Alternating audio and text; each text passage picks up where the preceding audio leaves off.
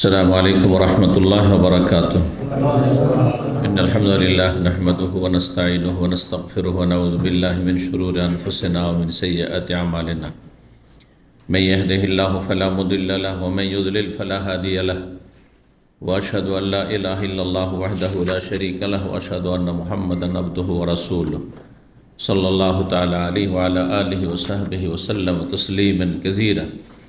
أما بعد، فقد قال الإمام البخاري رحمه الله تعالى: حدثنا عمران بن ميسرة قال حدثنا عبد الوارث قال حدثنا خالد عن أبي قلابة عن أنس رضي الله عنه قال: ذكروا النار والناقوس فذكروا اليهود والنصارى فأمر بلال أن يشفع الأذان وأن يوتر الإقامة।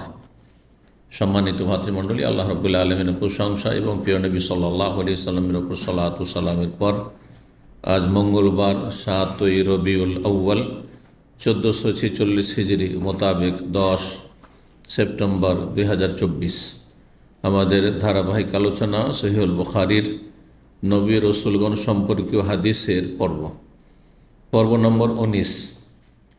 এই পর্বের হাদিস নম্বর 3457, ধারাবাহিক হাদিস নম্বর 3457 হাদিস সহিহ বুখারীর, এবং অধ্যায় চলে আসছে অধ্যায় নম্বর 50-এর কয়েকটি হাদিস হয়েছে। গতকালকে বিষয়বস্তু ছিল বাবু মাজোকেরাম বনি ইসরাইল। এই অধ্যায় হচ্ছে বনি ইসরাইল সম্পর্কে যে আলোচনাগুলি হাদিসে এসেছে। বনি ইসরাইল অর্থাৎ ইয়াকুব আলাইহিস সালামের বংশধর। ইসরাইল ইয়াকুব আলাইহিস সালামের নাম। আজ ইহুদিদের দেশ ইসরাইল বা ইসরাইল, সেটাকে ইসরাইলই আসলে, কিন্তু সেটাকে সকে জ পড়া, এটা বিভিন্ন ভাষায় আছে। ইসরাইল সকে জ পড়া আছে। তো ইসরাইল ইংলিশে বলা হয়, ইসরাইল সেটি আসলে আরবিতে। এই নাম তারা নিজেরা নাম নিয়েছে, কিন্তু এই ইহুদিদের, বর্তমান ইহুদিদের ইয়াকুব আলাইহিস সালামের সাথে কোনো সম্পর্ক নেই, বংশীয় সম্পর্ক নেই। এরা বিভিন্ন দেশ থেকে ইহুদি, যাদের কোনো স্থান ছিল না, যেখানে সেখানে তারা ধাক্কা খেয়ে বেড়াচ্ছিল, তারা এসে আশ্রয় নিয়েছে। অনেকে রাশিয়া থেকে এসছে, অনেকে কোথা থেকে এসছে। এরা ইয়াকুব আলাইহিস সালামের বংশেরও না, আর আদর্শেরও না, আকিদারেও না, ধর্মেরও না। ভালো করে রাখেন, কারণ ইয়াকুব আলাইহিস সালাম আল্লাহর নবী ছিলেন, তিনি ইহুদি ছিলেন না। তার ধর্ম কি ছিল, দিন কি ছিল? ইসলাম ছিল। সমস্ত নবী রাসূলগণ দিন ছিল ইসলাম, এবং তিনি সেই দিন পালন করেছেন যেই দিন তার পূর্বপুরুষদের, ইয়াকুব বিন ইসহাক বিন ইব্রাহিম, তার বাবা ইসহাক, তার দাদা ইব্রাহিম খলিলুল্লাহ আলাইহিসসালাতু ওয়াসসালাম, সব নবী রাসূলগণের দিন। আল্লাহ কোরআনকে ইরশাদ: মা কানা ইব্রাহিম ইয়াহুদিয়ান ওয়ালা নাসরানিয়া। ইব্রাহিম আলাইহিস সালাম ইহুদিও ছিলেন না, আর খ্রিস্টানও ছিলেন না। ওয়ালাকিন কানা হানিফাম মুসলিমা, তিনি একনিষ্ঠ মুসলিম ছিলেন। সমস্ত নবী রাসূলগণের দিন, আদম আলাইহিস সালাম থেকে শুরু করে নূহ আলাইহিস সালাম হোক, হুদ হোক, সালেহ হোক, যতই নবী রাসূল এসেছেন আগে পরে, শেষ নবী মুহাম্মদ সাল্লাল্লাহু আলাইহি ওয়াসাল্লাম, সবার দিন হচ্ছে ইসলাম। আল্লাহর মনোনীত দিনের নাম যুগে যুগে মানব জাতির ইতিহাসে ইসলাম। জি, ইসলামের বিধিবিধানে কী হয়েছে? পার্থক্য হয়েছে। আর সর্বশেষ ইসলামের পূর্ণতা দান করা হয়েছে শেষ নবী মুহাম্মদ সাল্লাল্লাহু আলাইহি ওয়াসাল্লামের মাধ্যমে। আল-ইয়াওমা আকমালতু লাকুম দীনাকুম, আরাফার ময়দানে আয়াত নাজিল হল, আজকে তোমাদের জন্য তোমাদের দিনকে আমি পূর্ণ করে দিলাম, কমপ্লিট করে দিলাম। তাহলে আগের ইসলাম ছিল, কিন্তু সেগুলি অসম্পূর্ণ ছিল, যে সেগুলি সীমিত একটা সময়ের জন্য, যুগের জন্য উপযোগী ছিল। কিন্তু কিয়ামত পর্যন্ত পৃথিবী,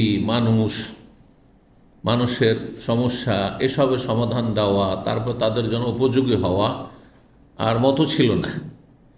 দিন ইসলাম 1400 বছর আগে যখন পূর্ণতা লাভ করলো, এমনভাবে আল্লাহ পূর্ণ করলেন যে সেই দিন আল্লাহর সর্বশেষ দিন, মনোনীত দিন, সর্বশেষ রাসূলের মাধ্যমে কমপ্লিট হয়েছে। এবং প্রতিটি যুগের মানুষরা পৃথিবীতে যতই উন্নতি করে, আকাশে চলে যাক, চাঁদে চলে যাক, বোঝা গেছে, সবার সমস্যার সমাধান দেওয়ার জন্য সক্ষম দ্বীনে ইসলামে আল্লাহ রাব্বুল আলামিন কোরআন হাদিসে ওহির বিধানে এমন ক্ষমতা রেখেন যে কোনো সমস্যার সমাধান মানে আপনার দুনিয়ার সমস্যার সমাধান না, আপনার জীবনযাপনের জন্য আপনি মানুষের মতো মানুষের জীবনযাপন করবেন এর জন্য, যে কোনো যুগে অমানুষে নয়, এই সমাধান দেওয়ার জন্য আপনার মানসিক, আপনার অশান্তি, পারিবারিক অশান্তি, হ্যাঁ, ইত্যাদিতে যেসব অশান্তিগুলো, সামাজিক অশান্তি, রাষ্ট্রীয় জাতীয় অশান্তি, যেসব অশান্তি রয়েছে এগুলি সমাধান দেওয়ার জন্য সমাধান আছে।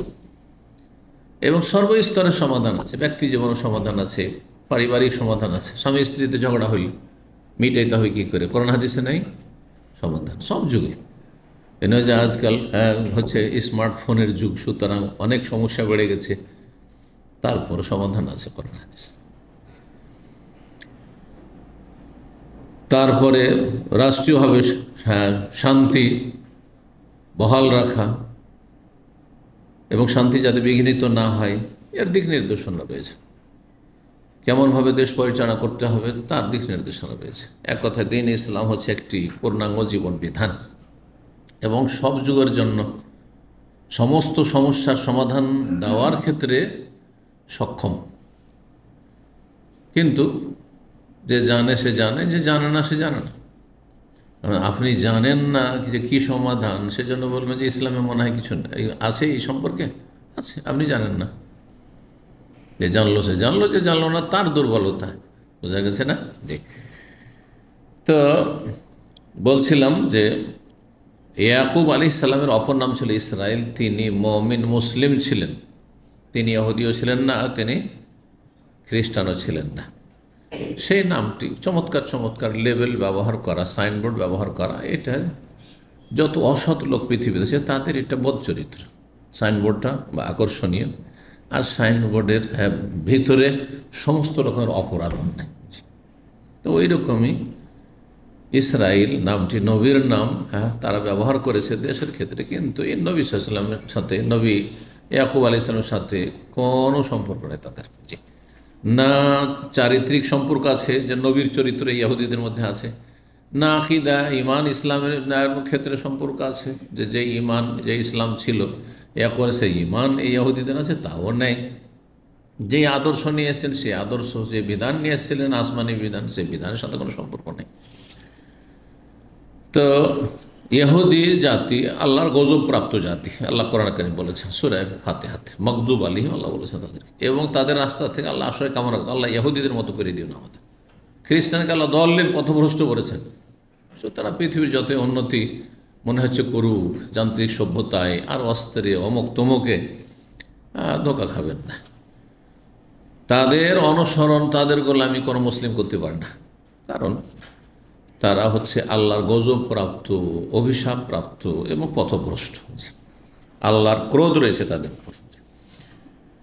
আমাদেরও বালা মুসিবত যদি আসে, আমরা যদি দুর্বল হয়ে যাই কাফেরদের কাছে, তো আমাদের পাপের কারণে, এই মুসলিম জাতির পাপের কারণে। পাপ থেকে ফিরে আসেন, ভালো মানুষ হয়ে যান, ভালো মুসলিম হয়ে যান, দেখবেন আল্লাহ রাব্বুল ওইভাবে সম্মানিত করবেন। যেমন আরবদের পেটে খাবার ছিল না, কাপড়ে শরীরে কাপড় ছিল না, বস্ত্র ছিল না, কত গরিব ছিলেন আরবরা নবী সাল্লাল্লাহু আলাইহি ওয়াসাল্লামের আমলে, তারপরে তাদেরকে আল্লাহ খেলাফত দিয়েছেন। ভাবা যায়, তার আগে গোত্রীয় শাসন ছিল, একটা গোত্র ছাড়া অন্য কোনো গোত্রের ওপর, একটা বংশ কুরাইশ বংশের নেতৃত্ব পাশের আর একটা বংশ খোজা আছে বা গামেদি আছে, জাহরানি আছে, ওদের ওপর নেই, কোনো ক্ষমতা নেই। কত তারা ছিন্ন ভিন্ন ছিল। আল্লাহ রাব্বুল খেলাফত দান করে দিলেন রাসূলুল্লাহ সাল্লাল্লাহু আলাইহি ওয়াসাল্লামকে, আবু বকরকে, ওমরকে, ওসমানকে, আলীকে। চিন্তা করুন তো দেখি। তো সেই পথের পথিক হইতে হবে মুসলিম জাতিকে। এই বিষয়টি মুসলিম জাতি বুঝতে চায় না। সুখ শান্তি তো চাই, সম্মান তো চাই, কিন্তু সম্মানের রাস্তা ধরতে চায় না। যদি নদী পার হতে চান তাহলে নৌকায় চাপতে হবে। জি, সম্মানিত হতে চান তাহলে কোনখানে সম্মান আছে, কি করণীয়, সেইগুলি করতে হবে। আল্লাহ তাআলা তা বলে দিয়েছেন, রাসূল সাল্লাল্লাহু আলাইহি ওয়াসাল্লাম বলে দিয়েছেন। তো দেখা যাক 3457 নম্বর হাদিস থেকে আজকে শুরু হবে। তাহলে আলোচনা বনি ইসরাইলদের সম্পর্কে। বনি ইসরাইল যারা সত্যিকার বনি ইসরায়েল ইয়াকুব আলাইহিস সালামের বংশ। আর যারা হয়তো এই দোহাই দিয়ে থাকে যে আমরা ইহুদি নাসারা সবাই আমরা বনি ইসরায়েল, অথচ বনি ইসরায়েল অধিকাংশ নয়, মানে ইয়াকুব আলাইহিস সালামের বংশের নয়, তারা ইসহাক আলাইহিস সালামের বংশের নয়, ইব্রাহিম আলাইহিস সালামের বংশের নয়, কিন্তু সম্পৃক্ততা।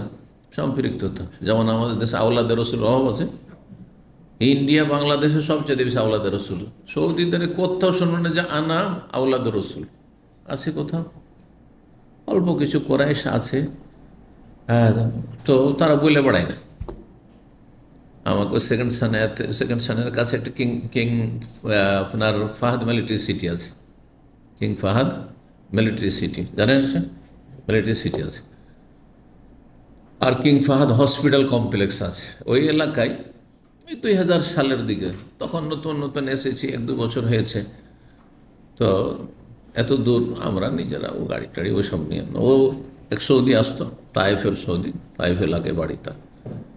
সুলেমান কোরেশ বংশ। তারপরে বলতো না, শুধু তার নামে পরিচয় পেলাম যে কোরেশি। তো বলে সত্যি কোরেশি? বলছে আমরা কোরেশি।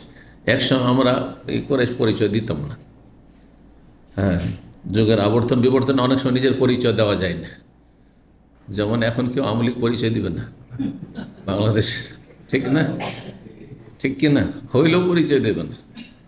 হ্যাঁ, একসময় জামাত কেউ পরিচয় দিত না, সব আওয়ামী লীগ সেজে গেছিল, না সব আহলে হাদিস সেজে গেছিল।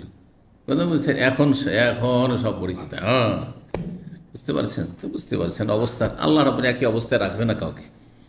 এই অবস্থা যেটাই হচ্ছে, আল্লাহ যেন ভালোর দিকে নিয়ে যায়, যেখানে হোক মুসলিমদের জন্য, আর ভালোর পথে চলা আল্লাহ তৌফিক দান করে। তো এইরকম খুব কম পাবেন। আপনারা হয়তো এতদিন আছেন, অনেকে আছেন, একজন হয়তো নবী সাল্লাল্লাহু আলাইহি ওয়াসাল্লাম বংশের কোরেশ বংশের পাননি। আর বাংলাদেশের যত পীর সব আওলাদের রসুল, সব রসুলের বংশের। এগুলো কি? এগুলো ওই রকমই যেমন ইহুদি নাসাররা বলছে আমরা হচ্ছি বনি ইসরাইল, আসলে বনি ইসরাইল নয়, ভুয়া বনি ইসরাইল, বুঝছেন না? ইয়াকুব আলাইহিস সালামের বংশ নয়। ঠিক তেমনি আওলাদের রসুল এরা নয়, কিন্তু এদের জাল আওলাদের রসুল। কারণ ধর্ম ব্যবসা চালাতে হবে। আওলাদ রসুল না বললে তো মুরিদ হবেন না, বা মুরিদ হলে মুরিদের সংখ্যা বাড়বে না, আর মুরিদের সংখ্যা না বাড়লে তো পকেট গরম হবে না, আর বিনা পুঁজির ব্যবসা চলবে না। আর মন্ত্রীকেও পুঁজি ইনভেস্ট করতে হয়। ইলেকশনে একটা এমপি পাস করার জন্য ও লাখ লাখ টাকা খরচ করে, ছিটাই পয়সা, যে পরে কুড়াবো, রাতারাতি বড় লোক হবো, কিন্তু এখন ছিটাইতে হবে। কিন্তু পীরকে কখনো পয়সা ছিটাতে হয় না মুরিদ বানানোর জন্য, তাই না? সেটা একটু কৌশল করতে হয়, আওলাদের রসুল। হ্যাঁ, আর কিছু জাদু সেহের এইরকম মন্ত্রতন্ত্র করে কিছু কেরামতি দেখাইতে হয়, ব্যাস। ইমান যাক, কুফরি করুক, শিরিক করুক, বিদাত করুক, কিন্তু ব্যাস মানুষকে কী করতে হবে? আকর্ষণ করতে হবে, টানতে হবে। জি, তাহলে পকেট থেকে টাকা টানা যাবে। জি, এ হচ্ছে ধর্ম, পীরদের ধর্ম। আল্লাহ তাদের অনিষ্ট থেকে রক্ষা করুক।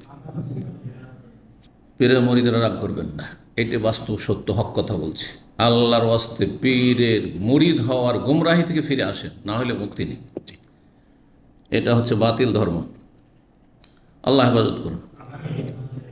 তো আনাস রাদিয়াল্লাহু তাআলা আনহু বর্ণনা করছেন, তিনি বলেন, যাকারুন নারা ওয়ান নাউস। সাহাবায়ে কেরামগণ মদিনায় একবার আগুনের কথা আর ঘণ্টার কথা আলোচনা করলো। এত সংক্ষেপে হাদিসটি যে তরজমা পড়ে কিছুই বুঝতে পারবেন না। অনুবাদটা করি, তারপরে দেখেন যে বুঝতে পারেন কিনা। সাহাবীরা আলোচনা করলো আগুন নিয়ে, আর কি নিয়ে? ঘণ্টা বাজা নিয়ে। ফাজাকারুল ইয়াহুদান নাসারা, তখন তারা আপোষে আবার আলোচনা উঠলো যেগুলো তো ইহুদি নাসারাদের আদর্শ। ফাউমেরা বেলালন, তখন বেলালকে নির্দেশ দেওয়া হলো যে এক কাজ করো, হ্যাঁ, ইয়াসফাল আজান, আজানের বাক্যগুলি জোড়া জোড়া বলো, হ্যাঁ, জোড়া জোড়া দুটো দুটো করে বলো। ওয়াইউতের আল একামা, একামা আর বাক্য একটি করে বলো। একরা আর জোড়া, একরা বুঝেন? একরা বলেন না, মানে একটি একটি করে। জি, বা বেজোড়। বেতর মানে ইন্নাল্লাহ বেতরুন, আল্লাহ বেজোড় মানে এক। তো বেতর তাহলে সর্বনিম্ন হচ্ছে এক। তাহলে হানাফিরা বলছে যে এক রাকাত কোনো নামাজই নেই, মানে 3 দিয়ে শুরু হবে। কথাটা ভুল না? তাহলে আল্লাহকে 3 দিয়ে শুরু হবে নাকি? ইন্নাল্লাহ বেতরুন, আল্লাহ বেজোড়। ইউহিব্বুল বিতরা, বেতরকে ভালোবাসেন, বিজোড়কে ভালোবাসেন। শুধু সর্বনিম্ন বেতন নামাজ হচ্ছে জি। আর হাদিস স্পষ্ট রয়েছে, তারপরে কিভাবে হাদিস অস্বীকার? জি, আল্লাহ হেদায়েত দান করুন। আপনি পড়বেন না তো 3-এই কেন থেমে যাবেন? 5ও আছে, 7ও আছে, 9 আছে, 11 আছে, তো এগুলোও পড়েন মাঝে মাঝে, একটু বেশি করেই পড়েন। জি। তো বেলালকে বলা হলো আইয়াসফাল আজান, আজান যেন জোড়া জোড়া দেয়, মানে জোড়া জোড়া বাক্য। ওয়াইয়ুতেরাল একাম, আর একামত যেন বেজোড় দেয়, মানে একটি একটি করে বাক্য। এটা হচ্ছে বেশি সহি সুন্নত। কিন্তু জোড়া জোড়া একামত জায়েজ রয়েছে। সৌদি আরবে যেটা আছে, একামত বেজোড় না জোড়া? অধিকাংশ বাক্যগুলি কাদকামাতে সব কাদকামাতে সারা না, আল্লাহ আকবার আল্লাহ আকবার তো 2বার, কিন্তু 4বারের জায়গায় যখন কমে গেল তখন সেটাই একবার হয়ে গেল। জি। আজানে আল্লাহ আকবার কয়বার? 4বার না? আল্লাহু আকবার একসাথে বলছেন, সেই জন্য বুঝতে পারছেন। আল্লাহু আকবার আল্লাহু আকবার, তার 4বার না? ওর অর্ধেক। আশহাদু আল্লা ইলাহা কয়বার আজানে? 2, একামতে 1। আশহাদু আন্না মুহাম্মাদুর রাসূলুল্লাহ আজানে 2, একামতে 1। কিন্তু কাদ কামাতিস সালাহ, হাইয়া আলাস সালাহ, হ্যাঁ হাইয়া আলাস সালাহ আজানে 2বার, হাইয়া আলাল ফালাহ 2বার, কিন্তু একামতে একবার। এটা বেশি সহি। বেলাল রাদিয়াল্লাহু তাআলা মদিনার মুয়াজ্জিন ছিলেন, তিনি একামত দিতেন তো এইভাবেই দিতেন। একামত হচ্ছে একটি একটি করে বাক্য। হাইয়া আলাস সালাহ, হাইয়া আলাল ফালাহ, যেমন সৌদি আরবে আছে এবং আহলে হাদিস মসজিদগুলোতে আমল আছে, ভারত, বাংলাদেশ, পাকিস্তান, এই সৌদি আরবের মতো। কাদ কামাতিস সালাহ আজানও 2বার, একামতেও, হ্যাঁ আজানে নেই বলছি, আজানে বলছি, ভুল বলছি, আজানে নেই, হ্যাঁ একামতে আছে। একামতে যে কাদ কামাতিস সালাহ আছে কয়বার? হ্যাঁ কাদ কামাতিস সালাহ 2বার। আল্লাহু আকবার আল্লাহু আকবার, লা ইলাহা ইল্লাল্লাহ, লা ইলাহা ইল্লাল্লাহ একবার। জি। অধিকাংশ বাক্যগুলি সম্পর্কে কথা বলা হয়েছে। তো একামত বেজোড়, তবে জোড়া যদি কেউ একামত দেয় সেটাও সহিহ হাদিস দ্বারা প্রমাণিত। মক্কায় আবু মাহজুরা মক্কা বিজয়ের পরে যখন মুয়াজ্জিন নিযুক্ত হলেন, তখন তিনি জোড়া জোড়া একামত দিতেন, জোড়া একামত দিতেন এবং নবী সাল্লাল্লাহু আলাইহি ওয়াসাল্লাম শিখিয়েছেন। সুতরাং জায়েজ। তাহলে হানাফিদের একামতও জায়েজ, আর যেটা সৌদি আরবে আছে বা আহলে হাদিসরা দেয়, অধিকাংশ ওলামা শাফেঈ, তারপর মালিকি, তারপরে হাম্বলি, আহলে হাদিস, অধিকাংশ আইম্মায়ে কেরাম এবং অধিকাংশ মুসলিমদের কাছে একামত হচ্ছে একটি একটি করে বাক্য। বেলাল রাদিয়াল্লাহু আনহু একামত, কিন্তু দুটোই সুন্নত। একটির যদি প্রচলন থাকে, তার বিপরীত হঠাৎ করে যদি করেন তো জনগণ হইচই শুরু করে, হট্টগোল মারামারি শুরু করে দেবে। সুতরাং ফিতনা করবেন না। তবে মানুষকে শিখিয়ে দিয়ে, জানিয়ে দিয়ে দুটোই আমল করা যায়। অথবা শিক্ষিত সমাজে দুটোই করা যায়, কিন্তু যেখানে জানে না। হানাফি মসজিদে যদি বেলালের একামত দিয়ে দেন, দিয়ে দেখিয়েন, এরকম অনেকে এসে বলেছে যে আমি সৌদি আরব থেকে গেছি আর দিয়ে দিছি ওই একরা একামত। বলছে তোমার একামত হয়নি, আর গালটাল দিয়ে ওকে সরিয়ে দিয়ে আবার নতুন করে একামত। হ্যাঁ, মানুষের অজ্ঞতা এবং গোঁড়ামি, মযহাবের গোঁড়ামি আর অজ্ঞতা, জানে না সেই জন্য। সৌদি আরবও যদি মনে করেন যে একবারে সাধারণ যারা সৌদি, জীবনে ওই হাদিসে এত বিস্তারিত কিছু পড়েনি যে জোড়া জোড়াও একামত আছে, হ্যাঁ 2 বাক্যের একামত আছে। এখন যদি আপনি একামত দিয়ে দেন জোড়া জোড়া, হানাফি একামত, নতুন নতুন বাংলাদেশ থেকে হাফেজরা এসে মসজিদের খাদেম হয়েছে, উল্টোপাল্টা কাজ করে ফেলে, এরকম উল্টোপাল্টা কাজ করে ফেলে। আমাদের এই মসজিদে একদিন নতুন এসে, ওই যে সুমন এক সময় ছিল, নতুন লেগেছে, আর ও তো কিছু তেমন জানে না। আসরের নামাজে ইমাম আসেননি, তখন ও নামাজ পড়তে লেগেছে আর ভুল করে দিয়েছে। ভুল করার পরে সহসিজদা করেছে তো 2 সালামের মাঝখানে, দিয়ে মসজিদে তো হট্টগোল বাঁধিয়ে দিয়েছে। 2 সালামের মাঝখানে কোনো হাদিস দ্বারা প্রমাণিত নেই, আর ওরা জানে না একেবারে। হ্যাঁ, তাদের কাছে আজব লেগেছে, আর হইচই শুরু হয়েছে। সমস্যা। তাহলে যে কোনো জায়গায় যখন সাধারণ সমাজে করবেন, তখন যেটা জানে সেটার আমল করবেন, ওর ব্যতিক্রম করে ঝামেলা বাঁধাবেন না। মদিনা ইউনিভার্সিটিতে সবসময় এই বেলালেরই একামত হইতো, কিন্তু কখনো কখনো 2-4-6 মাস পরে, 1 বছরে কেউ দিয়ে দিল জেনে শুনে। কারণ মদিনা ইউনিভার্সিটির ছাত্র জানছে এটাও সুন্নাত, এটাও মাঝে মাঝে জীবিত রাখি, এটাও করি, কেউ কিছু বলবেন না, আমরা বলবো না, ঠিক কি না? জি। তো হাদ্দিসিন নাস আলা কদরি উকুলহিম, মানুষ যতটা বুঝে ততটা আমল করো, যদি না বুঝে আগে বুঝাও তারপর আমল করো। তো এই হাদিসের অর্থ কি? যে আগুন নিয়ে আলোচনা হলো, হ্যাঁ, আগুন জ্বালানো নিয়ে আর ঘণ্টা বাজানো নিয়ে। ব্যাপারটা কি ছিল? মদিনায় যখন নবী সাল্লাল্লাহু আলাইহি ওয়াসাল্লাম আসলেন তখন নামাজের সময়গুলি কখন শুরু হইল কেমন করে জানবো? তখন তো ঘড়ির জামানা ছিল না যে ঘড়ি দেখে চলে আসবো, তাই না? আর আজানেরও বিধান নাজল হয়নি তখন। আপোষে আল্লাহর পক্ষ থেকে কোনো হুকুমও আসেনি। তখন আপোষে আলাপ আলোচনা শুরু হলো, পরামর্শ যে কি করা যায়, কিভাবে এলাকাবাসী বা মদিনার লোককে জানাবো যে নামাজের ওয়াক্ত হয়ে গেছে, জোহরের টাইম হয়ে গেছে, ফজর হয়ে গেছে, আসর হয়ে গেছে, কেমন করে জানাবো? তখন বিভিন্ন লোকের পরামর্শ আসতে লাগলো। কেউ বলল যে এক জায়গায় উঁচা জায়গায় পাহাড়ে কি করব, আগুন জ্বালিয়ে দেবো, আগুন জ্বালিয়ে দেবো। আগুন যখন জ্বলতে দেবে তখন মানুষরা বুঝে যাবে, সবকে বলা থাকবে যে আগুন জ্বললেই তখন নামাজ পড়তে চলে আসবে। তখন যে আগুন জ্বালানোটা ঠিক নেই, তো মজুস অগ্নি পূজকরা আগুনের পূজা করে, তাহলে তাদের সদৃশ্যতা হয়ে যাচ্ছে, এটা জায়েজ নাই, কাফেরদের বিজাতির সদৃশ্য জায়েজ নাই। তখন কেউ বললো যে ঘন্টা বাজায়, তাহলে যেমন স্কুল মাদ্রাসাতে ঘন্টা বাজানো আছে না, ঘন্টা বাজানো, জি, মদিনা ইউনিভার্সিটিতে এখন পর্যন্ত ঘন্টা বাজে না, কারণ ঘন্টা বাজানো আপত্তিকর। ঘন্টা বাজানো এটা হচ্ছে মিজমারুশ শয়তান, হাদিস আছে শয়তানের বাদ্যযন্ত্র। সুতরাং এই ঘন্টা বাজানো যায় না এখন পর্যন্ত। তাহলে মদিনা ইউনিভার্সিটিতে যে ক্লাস হয় 60 মিনিটের 1 ঘন্টা ক্লাস হয়, কীভাবে হয়? ঘড়ি দেখে দিই, ছাত্ররা ঘড়ি দেখে আর প্রফেসর ঘড়ি দেখে। মাঝে মাঝে প্রফেসর এমন বলে যাচ্ছে ওর খেয়ালই নেই, মাঝখানে 5 মিনিটের গ্যাপ আছে ওইটাও খেয়ে ফেলছে। তখন ছাত্ররা বলে দেয় যে ওস্তাদ ওয়াক্ত খালাস, সময় খালাস, জি হয়ে গেছে, তাহলে শুকরান জাযাকুমুল্লাহ, চলে গেল, ব্যাস এইভাবে।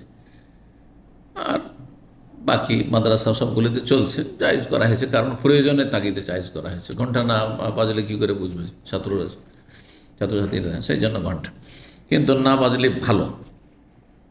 তো ঘন্টা বাজিয়ে মানুষকে নামাজের জন্য আসতে বলবো, এইটাও চলবে না, কারণ নাকুস মানে ঘন্টা, এটা খ্রিস্টানরা করে। আর বাঁশির কথা, একটা প্রস্তাব আসলো বাঁশির কথা, যে বাঁশি বাজাবে। তো বাঁশি ইহুদিরা বাজায়, তাদের উপাসনালয়, যেন হিন্দুদের মধ্যে বাঁশি বাজানো আছে না, আছে, তাদের মন্দিরগুলিতে বাঁশি বাজে। তো সেটাও জায়েজ নয়, সেটাও ঠিক নয়। শেষ পর্যন্ত পরামর্শ হলে যা কাজ করা যায়, আসসালাত জামিয়া, একটা উঁচা জায়গায় দাঁড়িয়ে চিৎকার করে বলবে সালাত তোমাদেরকে একত্রিত করছে, আসসালাত জামিয়া। এখন এই বাক্যটি বলা হয় কখন বলা হয়? সূর্য চন্দ্রগ্রহণ লাগলে। সৌদি আরবে দেখেছেন কোনোদিন সূর্য চন্দ্রগ্রহণ লাগলে মাইক থেকে আওয়াজ আছে আসসালাত জামিয়া, তারপর নামাজ শুরু হয়ে গেছে। একদিন 15 শাবানের রাত ছিল, হাইউল বাদিয়াত, এটা নিউ মুসলিম, আমার কাছে মুসলমান হয়েছে, নতুন 2-3 দিন আগে মুসলমান হয়েছে। আর বাংলাদেশে তো শবে বরাত দেখে এসছে, পাশে মুসলিমদের পাশে বাস করে। আর 15 শাবানের রাত ছিল, ও মনে করেছে যে এই যে শবে বরাতের নামাজ, মাইকে আসসালাত জামিয়া শুনেছে আর দেখছে যে নামাজ হচ্ছে, ও ছুটে চলেছে মসজিদ, আর মসজিদে নামাজ পড়ে এসছে, লম্বা নামাজ হয়েছে। নই মুসলিম জানেও না কিছু, নামাজ লেগে গেছে, নামাজ মুসলমান হয়েছি। তার পরের দিন গিয়েছি, সে সেলুনে কাজ করতো, তার কাছে আমার বাচ্চারা ওই এলাকা পড়তো, তো ওই সময় গিয়েছি, বলছে আজকে আমি শবে বরাতের নামাজ পড়ে এসেছি। আমি জিন্দা আলিল্লাহ, কোথায়? সৌদি আরবে? বলছে হ্যাঁ, এখানে এই মসজিদে শবে বরাতের নামাজ হয়েছে। বলছে হইতেই পারে না। তো বলছে না নামাজ হয়েছে, আমি নিজে নামাজ পড়েছি। তাই বললাম যে চন্দ্রগ্রহণ লেগেছিল রাত্রে। আচ্ছা, চন্দ্রগ্রহণের নামাজও তো জানবো না যে চন্দ্রগ্রহণের নামাজ, ভেবে নিয়েছে কি শবে বরাতের নামাজ। জি, এ হলো অবস্থা। কি বলছিলাম? আসসালাত জামিয়া। তারপরে স্বপ্ন দেখলেন আব্দুল্লাহ বিন যায়েদ বিন আব্দুর রাব্বি। সেই স্বপ্ন আরও কয়েকজন 10-12 জন সাহাবায়ে কেরাম দেখলেন, ওমর রাদিয়াল্লাহু তাআলা দেখলেন, অনেকে দেখলেন। প্রথমে এসে বলেছেন আব্দুল্লাহ বিন যায়েদ, ইয়া রাসূলুল্লাহ, আমি দেখছি যে 2 জন লোক এসছেন, ফেরেশতা মানুষের রূপদের, আর আমাকে বলছেন যে এই নামাজের এই বাক্যগুলি, এসব আমাকে শোনাইলেন। বাক্যগুলি শোনাতেও স্বপ্নে মুখস্থ করে নিয়েছে বাক্যগুলি, আজানের বাক্যগুলি। আর তারপর নবী সাল্লাল্লাহু আলাইহি সাল্লামকে যখন শুনলেন, নবী সাল্লাল্লাহু আলাইহি সাল্লাম খুব পছন্দ করলেন। আর তারপরে বললেন যে ঠিক আছে, এটি আমাদের আজান। সাহাবীর স্বপ্ন শরীয়ত হইতো না, সাহাবীর স্বপ্ন দিয়ে কিন্তু আজান শুরু হইতো না, কিন্তু নবী সাল্লাল্লাহু আলাইহি ওয়াসাল্লাম যখন সমর্থন করলে এটাকে অনুমোদন বলা হয়, তাকরির, সাপোর্ট। আর হাদিস বলা হয় নবী সাল্লাল্লাহু আলাইহি ওয়াসাল্লামের বচন যা বলেছেন, তারপরে আমল কর্ম, আর তৃতীয় হচ্ছে অনুমোদন বা স্বীকৃতি, অনুমোদন। তো এই যে নবী সাল্লাল্লাহু আলাইহি ওয়াসাল্লাম অনুমোদন দিলেন, এটি হাদিস হয়ে গেল। তখন আজান নবী সাল্লাল্লাহু আলাইহি ওয়াসাল্লাম হাদিস হয়ে গেল। তারপরে আজান বলছে বেলালের আওয়াজ সবচেয়ে উঁচু, সুতরাং দেখো বেলালকে ডাকো, বেলাল আজান দাও। আব্দুল্লাহ বিন যায়েদ যে স্বপ্ন দেখেছে তাকে কিন্তু মুয়াজ্জিন বলেন না, তাকে বলেন তুমি বাক্যগুলি একটা একটা করে শিখিয়ে দাও বেলালকে, আর বেলাল আজান দিচ্ছে উচ্চ স্বরে। তাহলে বোঝা গেল যে মুয়াজ্জিন নির্বাচন করতে হবে কি দেখে, উঁচু আওয়াজ বা সুন্দর আওয়াজ বিশিষ্টতা। আজকাল মাইকের যুগ, আওয়াজটা মোটামুটি সুন্দর হইলেই ভালো, আর উঁচু আওয়াজ হওয়ার প্রয়োজন আজকাল পড়ে না তেমন। জি, এই ছিল হাদিস। তাহলে 3458 নম্বর হাদিস। হাদিস মানে মায়েশা রাদিয়াল্লাহু তাআলা আনহা বলছেন, কানাত তাকরাহু, মায়েশা রাদিয়াল্লাহু তাআলা আনহা অপছন্দ করতেন, মাকরুহ মনে করতেন, আন ইয়াজালা ইয়াদাহু ফি খাসিরাতি, কোমরে হাত রাখা, কোমরে হাত রাখা অপছন্দ করতেন, ঘৃণা করতেন। ওয়া তাকুল, আর তিনি বলতেন, ইন্নাল ইয়াহুদা তাফালু, ইহুদিরা এমনটা করে। ইহুদিরা যখন তাদের উপাসনা করে তখন তারা কোমরে হাত রাখে, কোমরে এভাবে হাত রাখে। সুতরাং কোমরে হাত রাখা সালাত অবস্থায় জায়েজ নয়, মাকরু মানে মাকরু তাহরিম। নামাজ অবস্থায় কেউ বুকে হাত না রেখে, বুকে হাত না রেখে যদি কোমরে হাত রাখে সেটা নিষিদ্ধ, সেটা নিষিদ্ধ। এখন থাকলে নামাজের বাইরে কখন হাত রাখা যাবে কিনা, আমাদের দেশে কিন্তু এটা ডিসিশন আছে, আছে দাঁড়িয়ে আছে কোমরে হাত দিয়ে, আছে না নাই? অনেকে থাকে এরকম, আবার অনেকে থাকে পেছনে, যেমন আসামের হ্যান্ডকাপ লাগানো থাকে ওইরকম, আছে না? এইভাবে এইটাও জায়েজ কিনা, কেউ বলছে এগুলো মাকরুহ, হ্যাঁ বলছি যেহেতু জাহান্নামীরা এরকম থাকবে ইত্যাদি। কিন্তু বা অহংকারীরা এরকম করে, অহংকারীদের সদৃশ্য অথবা জাহান্নামীর সদৃশ্য, সেজন্য কেউ কেউ আপত্তি করেছেন। কিন্তু সালাতের বাইরে নিষিদ্ধ বা মাকরুহ হওয়ার কোনো দলিল নেই। এই যে নামাজের বাইরে কেউ যদি কোমরে হাত রাখে জায়েজ, এক হাত রাখে জায়েজ, দুই হাত দুই দিকে রাখে কোমরে, তবুও জায়েজ। নামাজের ভিতরে শুধু জায়েজ নয়, মাকরুহ। 3459 নম্বর হাদিস। হাদিস বর্ণনা করছেন আব্দুল্লাহ বিন উমর রাদিয়াল্লাহু তাআলা আনহু বলছেন, রাসূলুল্লাহ সাল্লাল্লাহু আলাইহি ওয়াসাল্লাম বলেন, ইন্নামা আজালুকুম ফি আজালি মান খালা মিনাল উমাম, তোমাদের সময়কাল, তোমাদের আয়ু, আজাল মানে আয়ু, আজাল মানে মরণ হয়, ইজা যা আজাল হয়, যখন মরণের সময় চলে আসবে, নির্ধারিত সময়। আর আজাল মানে সময়সীমা, তোমাদের আয়ু, তোমাদের আয়ু হচ্ছে ফি আজাল মান খালা মিনাল উমাম, যেসব উম্মতগুলি অতীতে চলে গেছে তাদের তুলনায়। কেমন? মা বাইনা সালাতুল আসর আল মাগরিবের সময়, যেমন দিনের আসর থেকে নিয়ে মাগরিব পর্যন্ত, আসর থেকে মাগরিব পর্যন্ত সারা দিনের তুলনায় সময়টা হচ্ছে অল্প সময়। এইটা হচ্ছে শেষ উম্মতের আয়ুকাল, মানে আমাদের আয়ু কম, গড়ে 60 থেকে 65। নবী সাল্লাল্লাহু কি বলছেন, এই উম্মতের গড়ান আয়ু হচ্ছে, আমার উম্মতি মা বাইনা 60 থেকে 70, 60 থেকে 70 মধ্যে অধিকাংশ, অ্যাভারেজে। ওয়াকাল্লাহুম মাইয়াজুজ, অল্প কিছু লোক আছে 70 পার করে 80, 90, হয়তো 100 গিয়েছে। আজকাল তো আরও কমে যাচ্ছে, তাই না? ভেজাল খাবার, ভেজাল পানীয়র কারণে। তো এই হচ্ছে আমাদের সময়। ওয়াইন্না মাসালুক মাসাল ইয়াহুদ, খুব সুন্দর হাদিস, হাদিসটি কিন্তু বলছেন যে তোমাদের উদাহরণ এবং ইয়াহুদিদের এবং খ্রিস্টানদের, অন্যাসারা খ্রিস্টানদের উদাহরণ কারাজলিন, একজন ব্যক্তির মতো, একজন মালিক যেন তার অনেক কর্মচারীর প্রয়োজন, বেশ কিছু কাজ বাকি আছে। সেই লোক কী করলো, ইস্তামাল অম্মালান, অম্মাল বুঝেন তো, আজকাল কিন্তু ব্যবহার হচ্ছে। অম্মাল কাকে বলে? আরবরা, হ্যাঁ, লেবার, আমেলের বহু বলছেন। অম্মাল মানে কর্মচারী বা লেবার। সে কী করলো, কিছু লেবার নিল, হ্যাঁ, কাজের জন্য মজদুর নিল। ফাকাল, আর বলল সে প্রথম কন্ট্যাক্ট, মাইয়া মালুলি এলা নিসফিন নাহার আলা কিরাতিন কিরাতিন, এমন কে আছে কর্মচারী যে সকাল থেকে নিয়ে জোহর পর্যন্ত, দুপুর পর্যন্ত আমার কাছে কাজ করবে, 1 কিরাত করে দেব। 1 কিরাত একটা নির্দিষ্ট পরিমাণ, সেই জানাজার কিরাত নয়। জানাজার কিরাতে তো কী বলা হয়েছে, যে একটা ওহদ পাহাড়ের সমান, সেটা বিশাল। কিন্তু কিরাত একটা নির্ধারিত পরিমাণ রয়েছে, মুদ্রা, 1 মুদ্রা করে দেবো, 1 টাকা ধরেন, 1 রিয়াল করে দেবো। জি, একসময় 1 রিয়ালের অনেক মূল্য ছিল, একসময় দেশের টাকার অনেক মূল্য ছিল, কিন্তু ছিল না। আমরা ছোটোকালে দেখেছি 16 টাকা মন ধান, আমার মনে পড়ে 16 টাকা মন ধান। আর 1 টাকা 25 পয়সা কিলো গরুর গোস্ত, মনে পড়ছে? আচ্ছা, আমার স্মরণে আছে। তো এইরকম চিন্তা করুন তো, এখন ভাবা যায়। তো কি করবে? লেবার নেবে সকাল থেকে না দুপুর পর্যন্ত, আর দেবে কত করে? 1 টাকা করে বা 1 দিরহাম করে, 1 কিরাত করে, এক কথায়। ফাআমিলাতুল ইয়াহুদ, ইহুদিরা লাগলো কাজে।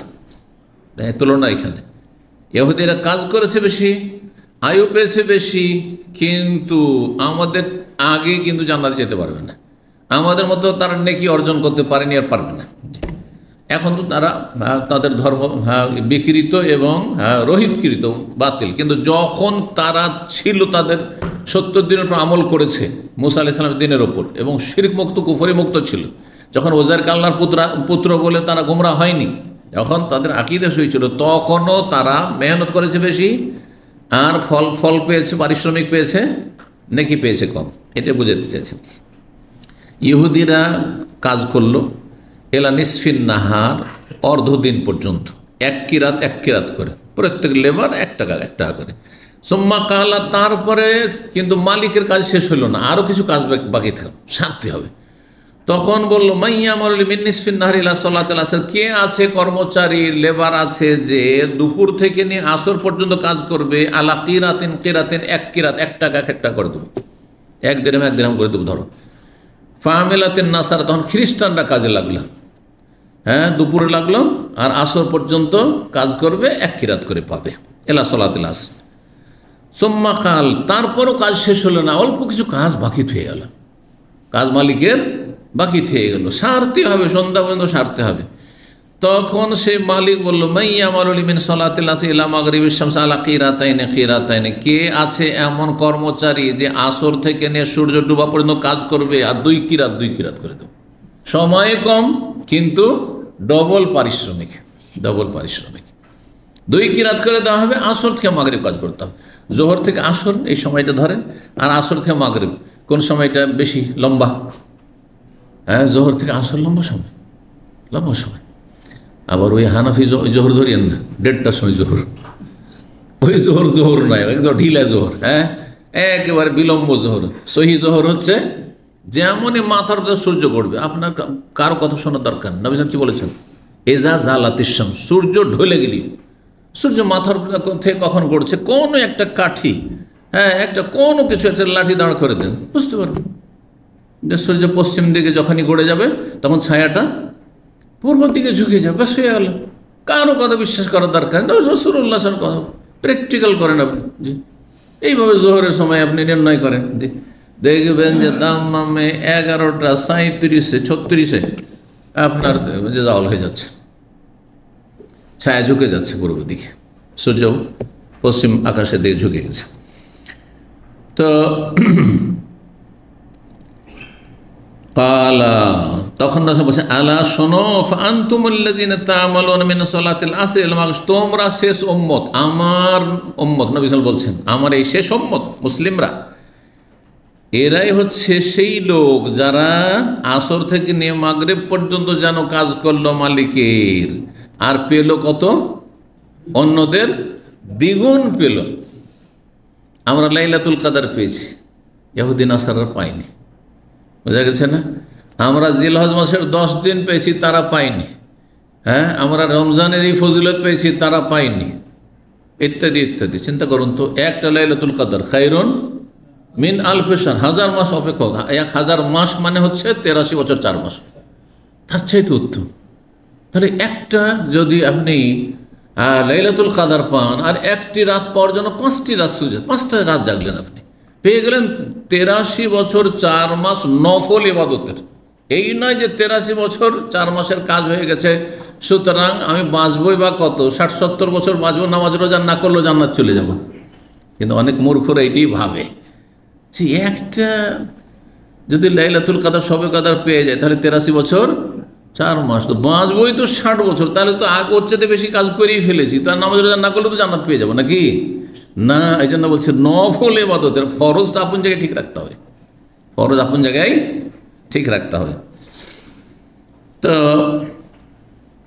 বলছেন নবী সাল্লাল্লাহু আলাইহি ওয়াসাল্লাম, আলা শোনো, লাকুমুল আজরু মাররাতাইন, তোমাদের দ্বিগুণ পারিশ্রমিক রয়েছে। তোমাদের নেকি বেশি, আবার পরিশ্রম কম। দিন ইসলাম হচ্ছে সহজ, কিন্তু অন্য অন্য দিনে বেশ জটিলতা ছিল। তাদের রোজা সিয়াম কঠিন ছিল। যদি সন্ধ্যাবেলায় মাগরিব পরে হঠাৎ করে চোখ বন্ধ হয়েছে, ঘুম চলে এসছে, আর খেতে পাবে না সারাদিন, আবার ওই সারা রাত সারাদিন না খেয়ে থাকতে হবে। আর আপনি ভোর 3টা 4টা 5টা পর্যন্ত যতক্ষণ পর্যন্ত শুভ সাধক না হচ্ছে খেতেই থাকেন, কত সহজ। জি হ্যাঁ, ইত্যাদি ইত্যাদি অনেক ক্ষেত্রে। তো বলছেন, যখন এই কথা আল্লাহ ঘোষণা করলেন, ফাগাযিবাতিল ইয়াহুদ ওয়ান নাসারা, ধরেন ইহুদি নাসারারা কাজ করছে কোন একজন মানুষের কাছে, হ্যাঁ, মালিকের কাছে, তখন এরা রেগে উঠলো, আমরা সকাল থেকে দুপুর আমরা 6 ঘন্টা 7 ঘন্টা কাজ করলাম, আর আমাদের 1 টাকা করে। হ্যাঁ, খ্রিস্টানরা রেগে উঠলো যে আমরা এই রৌদ্রের সময় কাজ করলাম আর দীর্ঘ সময় কাজ করলাম, আবার 1 টাকা। আর এরা ঠান্ডার সময় আসর থেকে নিয়ে মাগরিবে কাজ করলো, অল্প সময়, আর এরা 2 কিরাত, এটা কেমন বিচার হইল? হ্যাঁ, তাই বলছেন নবী সাল্লাল্লাহু আলাইহি ওয়াসাল্লাম, গাযিবাতিল ইয়াহুদ ওয়ান নাসার, ইহুদি নাসারা অসন্তুষ্ট হয়ে রাগান্বিত হইল। ফাকালু, তার নাহানু আকসার আমালান, আমরা কাজ বেশি করলাম, ওয়া আকাল্লু আতান, আর আমাদেরকে সবচেয়ে কম দেওয়া হইল পারিশ্রমিক। কাল আল্লাহ, তখন আল্লাহ বলছেন, আল্লাহ হচ্ছেন এই মালিক, এই যে কাজ করাচ্ছেন আল্লাহর কারখানায় এই দুনিয়াতে, হ্যাঁ, ইবাদত বন্দেগী, আল্লাহ মালিক। বলছেন, হাল জালামতুকুম মিন হাক্কিকুম শাইআন, তোমাদের প্রাপ্যে সামান্যতম কোনো আমি অবিচার করেছি? তোমাদের সাথে যে চুক্তি ছিল, চুক্তি ভঙ্গ করেছি? সামান্য কিছু কম দিয়েছি? যে এতক্ষণ কাজ করতে হবে, এই সময় থেকে এই সময় তোমাদেরকে 1 কিরাত করে দেবো, যেটা বলেছিলাম সেটা করেছি কি করিনি? যদি আপনার মালিক আপনার সাথে কথা করে নিয়ে আসে যে আপনাকে 1000 রিয়াল বেতন দেবো আর 2 বছরের টিকিট দেবো, ঠিক আছে, এসে দেখছেন কোম্পানিতে কিছু লোক আছে বছরের টিকিট পায়, আর আপনি বছরে 15 দিন ছুটি পান, সে 1 মাস ছুটি পায়, বা তারা 1 মাস ছুটি পায়, আর তারপর তাদের বেতন 2000 3000। যদি বলেন যে হিংসা করার, বল যে এটা তো জুলুম হয়ে গেল। না, আপনার সাথে চুক্তিটা কি আছে এইটা দেখতে হবে। হ্যাঁ, চুক্তি যেটা করেছে সেটা যদি ভঙ্গ করে, চুক্তি আছে 2 বছরে, দিচ্ছে 3 বছরে, হ্যাঁ, চুক্তি আছে করেছে বেতনের এত, আর তারপরে দিচ্ছে তার চাইতে কম। অনেক এজেন্টরা ধোকা দেয়। আমাকে বেশ কিছু ক্লিনার বলেছে যে তাদেরকে বাংলাদেশে এজেন্ট বলেছে যে কাজ কাম কিছু নেই, হাতে কোনো কাজ করতে হবে না, সব সেখানে মেশিনে কাজ, শুধু পানির নলটা চালিয়ে দেবে আর বসে থাকবে। ক্লিনারকে 12 ঘন্টা 14 ঘন্টা ডিউটি করছে। আমি তো জানতাম 12 ঘন্টা। গত সপ্তাহে একটা ক্লিনার সাথে দেখা, এই এমামা কোম্পানির, বলছে শেখ এখন আরও 2 ঘন্টা বাড়িয়ে দিয়েছে, 14 ঘন্টা ডিউটি। 14 ঘন্টা ডিউটি। তো চিন্তা করুন। আর এদিকে বলা হচ্ছে কি যে পার্কে আর সব ছায়া হয়ে আছে, কোনো রৌদ্র নেই, সব মিথ্যুক। কত বড় কাজ যাব চিন্তা করুন তো দেখি। আর তারপরে হাতে কিছু মেহনত পরিশ্রম কিছুই করতে হবে না, হাতে ধরতে হবে না, শুধু সব মেশিনে কাজ, সেখানে সব মেশিনে কাজ। তো যারা এইসব মিথ্যা কথা বলেছে আর তার বিপরীতে এখানে পাচ্ছেন, তারা আল্লাহর কাছে ধরা খাবে এবং আসামের কাঠগড়ে আসবে, জাহান্নামে যাবে। তাদের রুজি হারাম। কথা বোঝা গেছে? কিন্তু মালিক যদি তার সাইন করে থাকে, ধরেন আপনার কাছে কন্ট্রাক্ট আছে আর তাতে সাইন করেছে, আর সেই মোতাবেক দিচ্ছে না, তখন সে জালেম হবে, তো আল্লাহ বলছেন তোমাদের প্রতি জুলুম করেছি, অবিচার করেছি। কালুল্লাহ, তখন বলেন না, আমাদের সাথে যেটা চুক্তি ছিল সেই চুক্তি মোতাবেক আপনি পারিশ্রমিক দিয়েছেন। কাল ফাইন ফাজলি, তাহলে এটা আমার অনুগ্রহ, কোন লেবারকে কি দেব না দেব সেটা আমার মর্জি। আমি কাউকে আসরকে মাগরিব কাজ করিয়ে তাকে আমি 2 রিয়াল 2 কিরাত করে দেবো, সেটা আমার ব্যাপার। তাতে তোমার কি এখানে অভিযোগ করার আছে? তোমার প্রাপ্য দিয়েছি কিনা, তোমার পাওনা দিয়েছি কিনা, এটা দেখার বিষয়। 3460 নম্বর হাদিস। ইবনে আব্বাস রাদিয়াল্লাহু তাআলা আনহু বলেন, তিনি বলেন সামিআতু ওমরা রাদিয়াল্লাহু, আমি ওমর রাদিয়াল্লাহু তাআলা আনহু বলতে শুনেছি, ইয়াকুল, তিনি বলেন, কাতালাল্লাহু ফুলানান, অমুক ব্যক্তিকে আল্লাহ সর্বনাশ করুন। কাতালা মানে তার সর্বনাশ হোক। কাতালা মানে লড়াই করা, কিন্তু এখানে লড়াইয়ের অর্থ অথবা আপনার তাকে হত্যা করুক, তাকে ধ্বংস করুক, এই অর্থ নেই। আরবরা এরকম কথা বলে, কেউ যদি কোনো অন্যায় কাজ করে বা ভুল কাজ করে, তো তার ক্ষেত্রে এই ধরনের কথাবার্তা তিরস্কারমূলক বলে থাকে তাদের ভাষায়। যেমন আমাদের ভাষাতে আছে কিছু কিছু কথা যেগুলো এক জায়গার গালি আর এক জায়গার বলি। কোনো এলাকা বলছেন কিন্তু অন্য জায়গায় সেটা গালি, কিন্তু অন্য জায়গায় সেটা গালি। ঠিক ওই রকমই আমাদের ভাষায় কাতালাল্লাহ, আল্লাহ সর্বনাশ করুক, সর্বনাশ, তাহলে এটা বদদুয়া, অভিশাপ, এটা জায়েজ নয়। কিন্তু ওমর রাদিয়াল্লাহু তাআলা একজন সাহাবীকে এই কথা বলছেন, এটা আরবদের ভাষা, সেটাকে তারা গাল মনে করতো, সেটাকে মনে করতো যে আমাকে তিরস্কার করা হইলো, তাকে বকা হইল, বকা দেওয়া হইলো, এরকম আর কি। সেই ব্যক্তি কে ছিলেন? তিনি ছিলেন সামরা বিন জুনদুব। সামরা বিন জুনদুব, তার সম্পর্কে ওমর রাদিয়াল্লাহু খেলাফত আমলে ঘটনা এই হয়েছিল। এই হাদিসটি 2223 নম্বরে চলে গেছে, সেখানে এই সামরা বিন জুনদুবের কথা এসেছে। তো এই সামরা বিন জুনদুব কী করেছিল নাম আসেনি, সেখানে অমুক করে এসছে, কিন্তু তিনি একবার মদ বিক্রি করে দিয়েছিলেন। মদ বিক্রি, কেমন কথা, মদ বিক্রি হারাম না হালাল? হালাল, হারাম। মদ যেমন খাওয়া হারাম, তেমনি ব্যবসাও, কেনা বেচাও হারাম। তো সামরা বিন জুনদুব একজন সাহাবী, ওমর রাদিয়াল্লাহু খেলাফত আমলে মদ বিক্রি করলেন। এর উত্তর কি হবে? এর জবাব কি হবে? এটা কেমন কথা হইল, কাবিরা গুনাহ। তো একটি উত্তর দেওয়া হয়েছে যে তিনি জানতেন না, তিনি জানতেন হয়তো যে মদ খাওয়া হারাম, পান করা হারাম, কিন্তু মদের ব্যবসা বা মদ বিক্রি করা হয়তো হারাম, এটা জানতেন না। কিন্তু এই উত্তরটা যথেষ্ট নয়।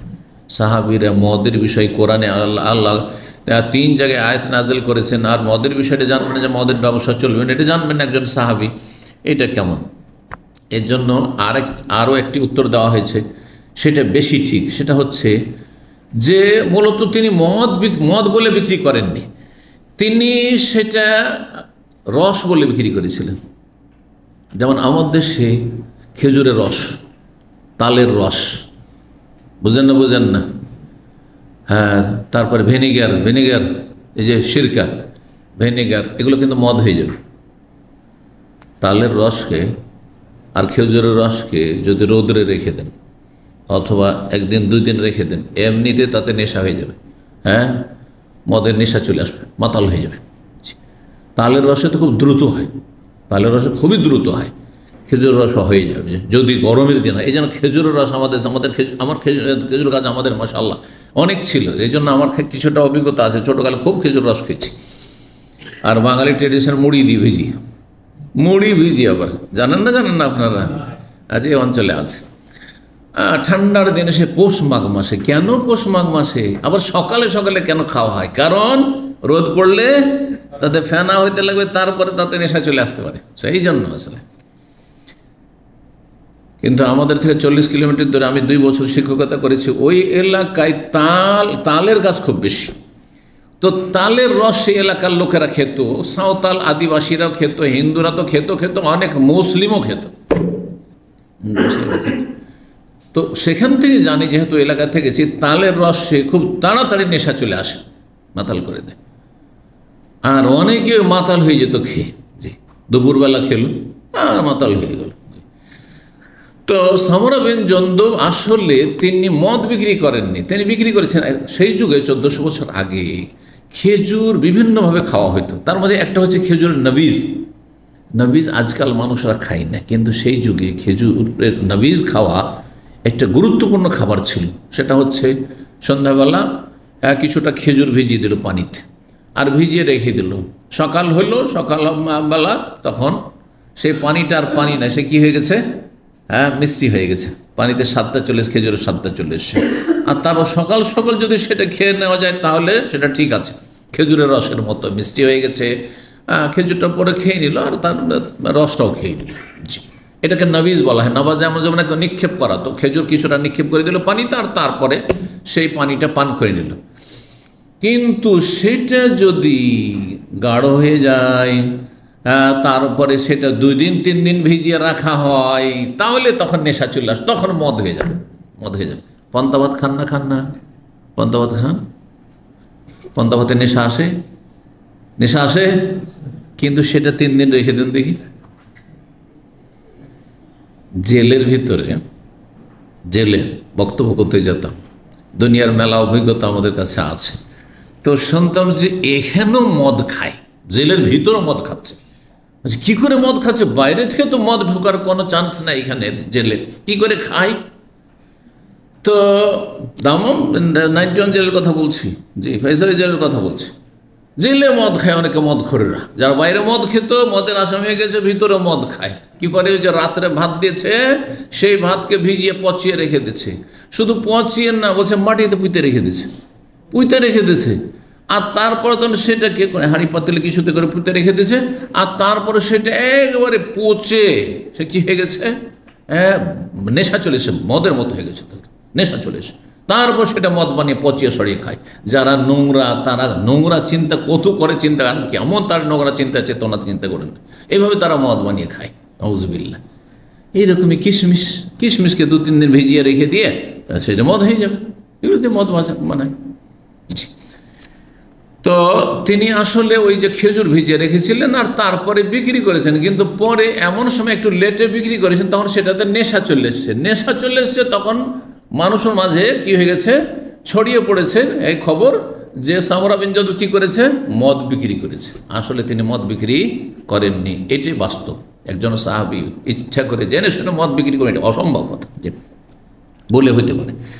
তো তিনি জানতে পারার পরে খুব বকাঝকা করলেন ওমর রাদিয়াল্লাহু তাআলা আনহু, এবং তাকে এই কথাটি বললেন যে কাতালাল্লাহ ফুলানান, অমুক ব্যক্তি, নাম উল্লেখ করেননি, মান সম্মান রক্ষার্থে।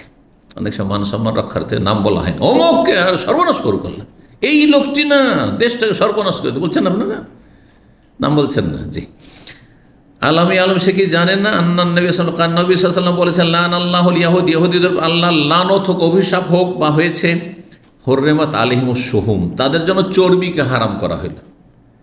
চর্বি, দেখেন ইহুদিদের ধর্মে অনেক জটিলতা ছিল। আমাদের যেমন গরুর গোস্ত খেতে পারবেন, খাসির গোস্ত খেতে পারবেন, তেমন চর্বিও খেতে পারবেন, ঠিক কিনা? চর্বি যদি মনে করে যে আমার খাওয়াতে লাভ আছে, খান, অসুবিধা নেই, লোকসান নেই, খান, জায়েজ কিনা? জায়েজ। কিন্তু তাদেরকে বলেছে গোস্ত খাও, কিন্তু চর্বি খেতে পারবে না। গোস্ত খাওয়াতে চর্বি হারাম। এখন চর্বি ইহুদিদের উপর হারাম, তখন তারা ভাবলো এতগুলি চর্বি নষ্ট করব, ঠিক আছে, হারাম মানে খাওয়া হারাম, খাবো না, হিল্লা করলো। এই যে ইহুদিদের হিল্লা মানে এই বাঁকা রাস্তা খোঁজা, নাজায়েজ রাস্তা খোঁজা। বিয়ে শাদীর ক্ষেত্রে ওই যে তালাক, 3 তালাক হয়েছে, মানে হিল্লা দিয়ে নিজের স্ত্রীকে হালাল করা যেমন শয়তানি রাস্তা, ঠিক তেমনি শয়তানি রাস্তা হচ্ছে এটা যে আল্লাহ হারাম করেছেন চর্বি খাওয়া, কিন্তু আমরা কি করব, চর্বিটাকে গলিয়ে নেব, গলিয়ে নেওয়ার পরে এটাকে বিক্রি করে দেব। কাস্টমার আসবে, বিক্রি করে দেব, আর ব্যবসা শুরু করে দিল। তখন আল্লাহ লানত করলেন তাদের ওপর, ফাজাম্মালুহা, সেটাকে তারা গলিয়ে নিল, ফাবাউহা, তারপরে বিক্রি করে দিলাম। সেই যুগে বিভিন্ন কাজে আসতো, সেই যুগে যখন প্রদীপ জ্বালাইতো আপনার চর্বি দিয়ে, তখন কেরাসিন তেল আর এসব তেল, ডিজেল তেল ছিল না, আর এসব বিদ্যুৎ দূরের কথা। আর তারপরে আপনার এটা ওই যে আপনার নৌকা টোকা, আমাদের দেশে তো আলকাতরা ব্যবহার হয় কাঠে, কিন্তু তারা এটা ব্যবহার করতো, কি বলছে, চর্বি ব্যবহার করতো, বিভিন্ন কাজে লাগতো এক কথায়। এই ছিল হাদিস।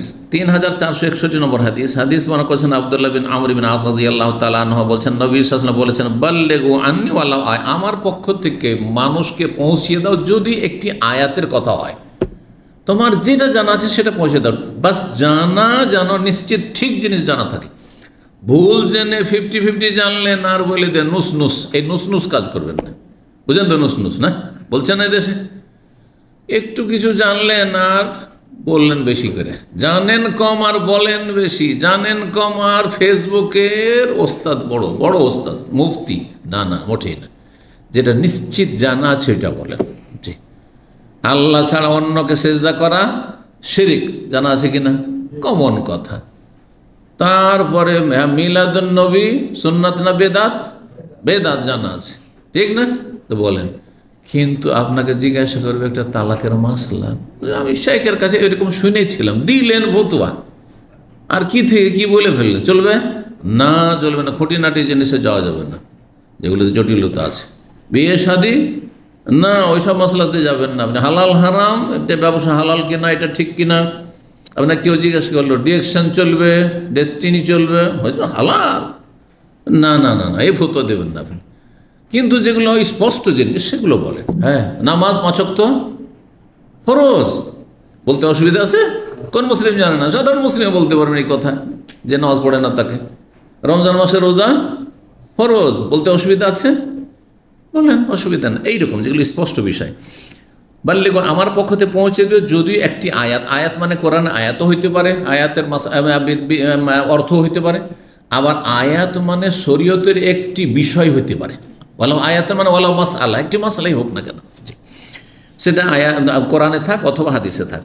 ওয়াহাদ্দিসু আন বনি ইসরাইল, এবং বনি ইসরাইলদের কিস্সা কাহিনী বয়ান করতে পারো। তাহলে ইহুদি নাসারাদের যুগের যেসব কিস্সা কাহিনী রয়েছে সেগুলি বর্ণনা করা যাবে। ওয়ালা হারাজ, তাতে কোনো আপত্তি নেই, বলছেন নবী সাল্লাল্লাহু আলাইহি ওয়াসাল্লাম। কিন্তু মিথ্যা কথা জেনে শুনে বলবেন না, মিথ্যা কথা জেনে শুনে বলবেন না। মিথ্যা স্বপ্ন, হ্যাঁ, মিথ্যা কিচ্ছা কাহিনী আপনি বানিয়ে বানিয়ে বলছেন, এগুলো ঠিক নয়। ওমান কাযাবা আলাইয়া মুতাআম্মিদান, বিশেষ করে নবী সাল্লাল্লাহু আলাইহি ওয়াসাল্লাম সম্পর্কে যদি মিথ্যা কথা বলেন অথবা মিথ্যা হাদিস, জাল হাদিস তারপরও বয়ান করছেন, তাহলে জাহান্নামে নিজের স্থান তৈরি করে নিলেন আপনি। নবীর নামে মিথ্যা বললে জাহান্নামে যাবেন, সবচেয়ে বড় কাবিরা গুনাহ। আমার নামে মিথ্যা বললে অত বড় কাবিরা গুনাহ না যত বড় নবী সাল্লাল্লাহু আলাইহি ওয়াসাল্লাম নামে মিথ্যা বললে। কারণ কি? কারণ নবীর নামে মিথ্যা কথা বলা মানে সেটা ইসলাম বানিয়ে দিলেন, শরীয়ত বানিয়ে দিলেন। কিন্তু আমার নামে যদি মিথ্যা কথা বলেন তাহলে আমার সব কথা ইসলাম নাও হইতে পারে। অন্যরা যারা ভুলটা ধরতে পারে বলছে এটা শেখের ভুল হইতে পারে, কিন্তু নবী সম্পর্কে বলে যে নবীর ভুল হইতে পারে না, তিনি ভুলের ঊর্ধ্বে, তিনি শরীয়ত বয়ান করার জন্য এসেছিলেন। সেই জন্য নবীর নামে কেউ যদি মিথ্যা কথা চর্চা করে, হ্যাঁ, বা ইসলাম ধর্মের নাম কেউ যদি বলে ইসলাম ধর্মে পীর মুরিদি আছে, তাহলে আল্লাহ রসুল সম্পর্কে মিথ্যা কথা বললেন। কেউ যদি বলে ইসলামে কবর পাকা করা বা কবরে চাদর চড়ানো আছে, মাজার আছে, হ্যাঁ, গৌস কুতুবদের ক্ষমতা আছে, তাহলে সে আল্লাহ রসুল সম্পর্কে মিথ্যাচার করলো। জি, এটাকে ধর্ম বানিয়ে দিল। কিন্তু আমার সম্পর্কে কেউ যদি বলে যে গুজব ছড়িয়ে দেয় যে শেখ বলেছেন যে মিলাদুন্নবী করা যাবে, 12 রবিউল আউয়ালে মিলাদুন্নবী করা যাবে, তাহলে সে কাবিরা গুনাহ করলো, কিন্তু নবীর ওপর মিথ্যার মতো নাই। কারণ আমার সম্পর্কে যখন আপনি এদিক সেদিক গুজব ছড়াবেন, তো মানুষ যারা জানে তারা বুঝে নেবে যে হয় মিথ্যা বলছে এই লোক, আর না হইলে শেখের ভুল হইতে পারে, ভুল করতে পারে। কথা বোঝা গেছে না? কারণ আমার সব কথা শরীয়ত নাই, জরুরি নাই যে শরীয়ত হবে, আমি বলে উঠতে না। জি, সাধারণ মানুষ সম্পর্কে একটা মিথ্যা কথা বলে আর আলেম সম্পর্কে মিথ্যা বলে, এতেও পার্থক্য আছে। আমার সম্পর্কে একটা কথা যদি বলেন মিথ্যা, আর একজন সাধারণ ছাত্র ওর সম্পর্কে মিথ্যা কথা বলেন, ওর কথার কে মূল্যায়ন করে? ভুল হইতেই পারে, আপনার ভুল না হয় ওরই ভুল, এটা হইতেই পারে না। কিন্তু যখন একজন আলেম সম্পর্কে বলবেন তখন ওর চেয়ে বড় হয়ে গেলেন। কারণ একজন ভালো আলেম সম্পর্কে বলছেন, তাহলে অনেকে বিভ্রান্ত হয়ে যাবে, হইতেই পারে, এটাও হইতে পারে। এই জন্য তখন কাবিরা গুনাহ হয়ে যাবে। এটাও বুঝতে হবে যে মানুষ হিসাবে সবাই সমান, এটা নয়। কার সম্পর্কে বলছেন এটা দেখার বিষয় রয়েছে। তারপরে মিথ্যা কথা বলে যদি কারো মানহানি করা হয়, মিথ্যা কথা বলে কারো মিথ্যা অপবাদ, ব্যভিচারের অপবাদ দিয়ে দিল, সমকামিতার অপবাদ দিয়ে দিল, চুরির অপবাদ দিয়ে দিল, হ্যাঁ, ইত্যাদি ইত্যাদি, খুনের অপবাদ দিয়ে দিল, তাহলে মানুষের হক নষ্ট করলো, কাবিরা গুনাহ করলো। আর এমনি একটা মিথ্যা কথা বললো, তাহলে পার্থক্য আছে। মিথ্যারও মেলা তাহলে স্তর আছে, সবগুলি মিথ্যা একই রকম নয়, অধিকাংশগুলি কাবিরা গুনাহ, কিন্তু কাবিরা গুনাহরও মেলা কি আছে, স্তর আছে, সবগুলি একই রকমের নাই। তো যেই ব্যক্তি আমার সম্পর্কে মিথ্যা কথা বলবে, মুতাআম্মিদান মানে ইচ্ছাকৃত, জেনে শুনে, জানছে যে হাদিসটি জাল, হাদিসটি মিথ্যা, হাদিসটি জয়ীফ, তারপর বছর রসুল এই কথা বলেছেন, হ্যাঁ, নবী সাল্লাল্লাহু আলাইহি ওয়াসাল্লাম থেকে এটা বর্ণিত, হাদিস শরীফে আছে, কোনো রেফারেন্স নেই, হ্যাঁ, প্রথম আল্লাহ, হ্যাঁ, নবীর নূর পয়দা করলেন, জাহান্নামে যেতে হবে, আপনি জাল হাদিস বয়ান করলেন। জি, ফালিয়াতাও মাকাদাহু মিনান নার, তাহলে সে তার বাসস্থান বা ঠিকানা জাহান্নামে তৈরি করে নিক। যেই ব্যক্তি নবী সম্পর্কে মিথ্যা কথা বলে, মিথ্যাচার করবে, সেই ব্যক্তি তার স্থান ঠিকানা জাহান্নামে তৈরি করে নিক, নবী সাল্লাল্লাহু আলাইহি ওয়াসাল্লাম বলছেন। জি, এখন এখানে যে বলা হলো বনি ইসরাইলদের কাহিনী বয়ান করতে পারো, কোনো অসুবিধা নেই, যে কোনো কাহিনী বয়ান করতে পারবেন। এর আগে আলোচনা করেছি, কারো মনে আছে যেসব কিস্সা কাহিনী প্রাচীন যুগের আছে, সেগুলি 3 ভাগে বিভক্ত। সেগুলি কয় ভাগে বিভক্ত? 3 ভাগে বিভক্ত। কিছু কিস্সা কাহিনী আছে যেগুলি কোরআন এবং হাদিস দ্বারা সমর্থিত, মানে কোরআন হাদিসে আছে তার দলিল, তাহলে সেগুলি আমরা নির্দ্বিধায় বয়ান করবে এবং সত্য বলে ইয়াকিন রাখব।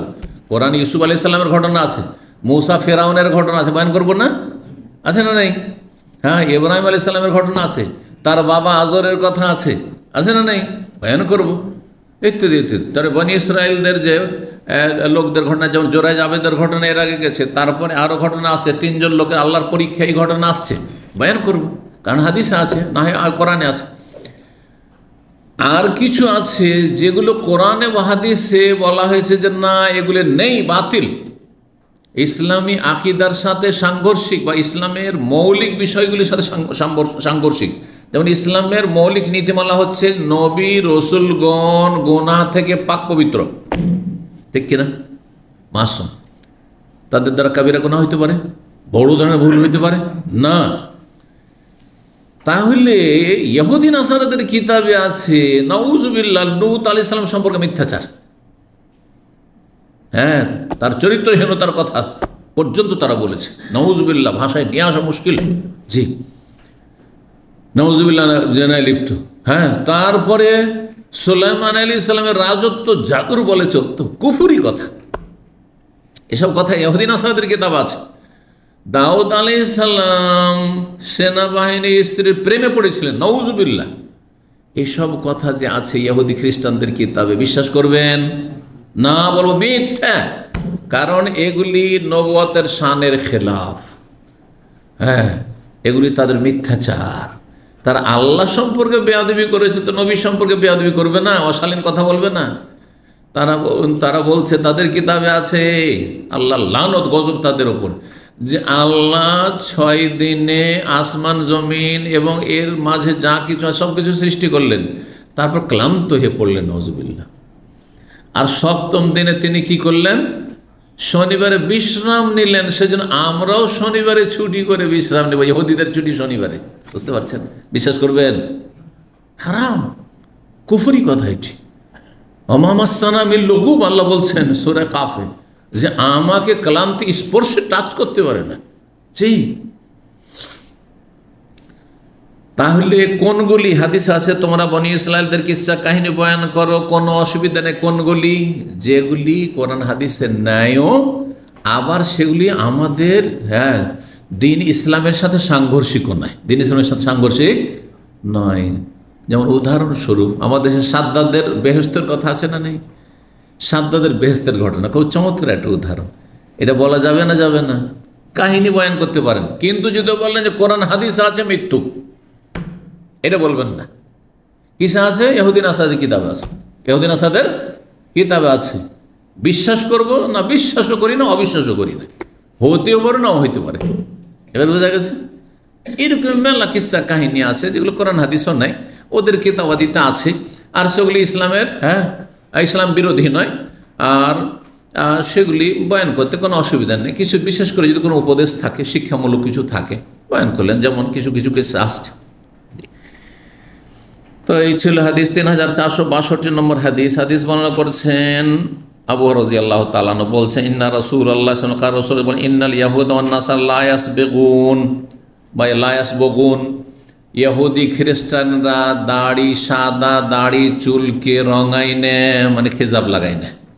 তারা সাদা যখন হয়ে যায় সাদাই রাখে, তারা খেজাব লাগায় না। ফাখাল, তোমরা তাদের বিরোধিতা করো, আর এই বিরোধিতা করা সুন্নাত, ওয়াজিব নয়, অর্থাৎ সাদা দাড়ি বা চুলকে রঙানো কোনো ওয়াজিব নাই। এই যে মেহেদি লাগানো, সেটা আপনার মেহেদি লাল মেহেদি হোক অথবা ব্রাউন, কালো করা যাবে না, কালো হারাম, কালো জায়েজ নয়। আর বাকি কথা হলো ব্রাউন জায়েজ আর লাল, এই দুটো দিয়ে যদি পরিবর্তন করেন সাদাকে, তাহলে এটি হচ্ছে মুস্তাহাব সুন্নাত, ওয়াজিব ফরজ নাই। অর্থাৎ কেউ যদি একবারে পুরো সাদা হয়ে গেছে, দাড়ি চুল আর না রঙায়, তাহলে আপনি বলতে পারেন না তাকে যে ভাই আপনি সাদা দাড়ি রেখে দিয়েছেন কেন, রঙান না কেন? এরকম বাড়াবাড়িটা কিন্তু আমাদের দেশে আছে। কারণ নবী সাল্লাল্লাহু আলাইহি ওয়াসাল্লাম গাইয়িরুশ শাইব, তোমরা পাকা দাড়ি চুলকে পরিবর্তন করে দাও, রঙিয়ে দাও, এটাকে ওয়াজিব করে দিয়েছে। কিছু কিছু আহলে হাদিস বক্তা আছে যারা ওইরকম দক্ষ আলেম নয়, কিন্তু তাদের ফতোয়া মানুষ চর্চা করে, যার ফলে বিভ্রান্ত হয়। না না না, অজেব নয়, অজেব নয়, এটি ওলামারা কেউ অজেব বলেননি। এটি হ্যাঁ বিরল ফতোয়া। সুতরাং এই দাড়িকে রঙানো বা চুল সাদা হয়ে গেলে রঙানো বা মেহেদি লাগানো, এটা হচ্ছে কি মুস্তাহাব। নবী সাল্লাল্লাহু লাগিয়েছেন, কেউ যদি জিজ্ঞাসা করেন এটাও জানেন রাখেন, নবী সাল্লাম রঙিয়েছেন, কে বলতে পারে? হ্যাঁ রঙিয়েছেন? হ্যাঁ না হয় না একটা বলেন না, রঙাননি। নবী সাল্লাম দাড়ি কয়টা পেকেছিল, কতটি পেকেছিল? অনিষ্টার মতো পেকেছিল। তো অল্প কয়টা দাড়ি পেকেছে, কী রঙাবে? আমারও যখন 25-50টার মধ্যে ছিল তখন রঙাইনি, তারপর রঙিয়েছি। লালও রঙাইতে পারি, ব্রাউনও রঙাইতে পারি, এখন ব্রাউন আছে, কোনো অসুবিধা নেই, এই ক্ষেত্রে কোনো বাড়াবাড়ি নেই। হ্যাঁ যখন কালো, কালোটা নিষেধ, কালোটা কেউ বলেছে যে হারাম, আর কেউ কেউ বলেছেন যে মাকরুহ, কিন্তু যেমন হাম্বলীরা বলছেন। কিন্তু এই ক্ষেত্রেও মাকরুহ হইলেও মাকরুহ তাহরিমি বা জায়েজ নয়, জায়েজ নয় কালো করা। জি, ভালো করে মনে রাখবেন। মহিলাদের জন্য পর্যন্ত অনেক মহিলারা মনে করে যে স্বামীর জন্য আমি কালো করছি, না, জায়েজ নয়। বয়স যদি হয়ে যায়, বয়স হয়ে যাওয়ার পরে সাদা হয়েছে, মানে 40 পার হয়ে গেছে, তাহলে দাড়ি, পুরুষদের দাড়ি চুল আর মহিলাদের চুল পাকার সময় চলে এসছে, 40-এর পরে পাকতে পারে, স্বাভাবিক পাকতে পারে। সুতরাং চলবে না, কালো করা চলবে না। কিন্তু ধরেন একটা 15 বছরের মেয়ে এখন বিয়ে শাদী দেওয়া হবে, অথবা বিয়ে শাদী হয়েছে মাত্র 18-20 বছরের মেয়ে, 25 বছরের মেয়ে, আর তারপরে তার চুল পেকে যাচ্ছে, তাহলে কালো করতে পারে, অসুবিধা নেই। কারণ তার রোগের কারণে সেটা পেকেছে, রোগের কারণে, তার বয়সের প্রাকৃতিকভাবে তার চুল পাকেনি। আশা করি বুঝতে পারছেন। জি, আল্লাহ তাআলা আলাম। 3463 নম্বর হাদিস বর্ণনা করছেন হাসান বাসরি রাহিমাহুল্লাহ। তিনি বলছেন হাদ্দাসানা জুনদুব বিন আব্দুল্লাহ, জুনদুব বিন আব্দুল্লাহ আমাদেরকে হাদিস বর্ণনা করেছেন ফি হাজাল মসজিদে, এই মসজিদে। এই মসজিদে মানে কোন মসজিদে? হাসান বাসরি বাসরায় থাকতেন, ইরাকের যে প্রসিদ্ধ শহর বাসরা, সেই বাসরার মসজিদে, ওই মসজিদটাকে যেখানে বাস করতেন হাসান বাসরি, বলছে এই মসজিদের সাহাবী জুনদুব বিন আব্দুল্লাহ আমাদেরকে হাদিস বর্ণনা করেছেন। ওমান আসিনা মনজু হাদ্দাসানা, আর যখন থেকে আমাদেরকে হাদিসটি বর্ণনা করেছে তখন থেকে আমি ভুলিনি, বা আমরা ভুলিনি, মনে রেখেছি।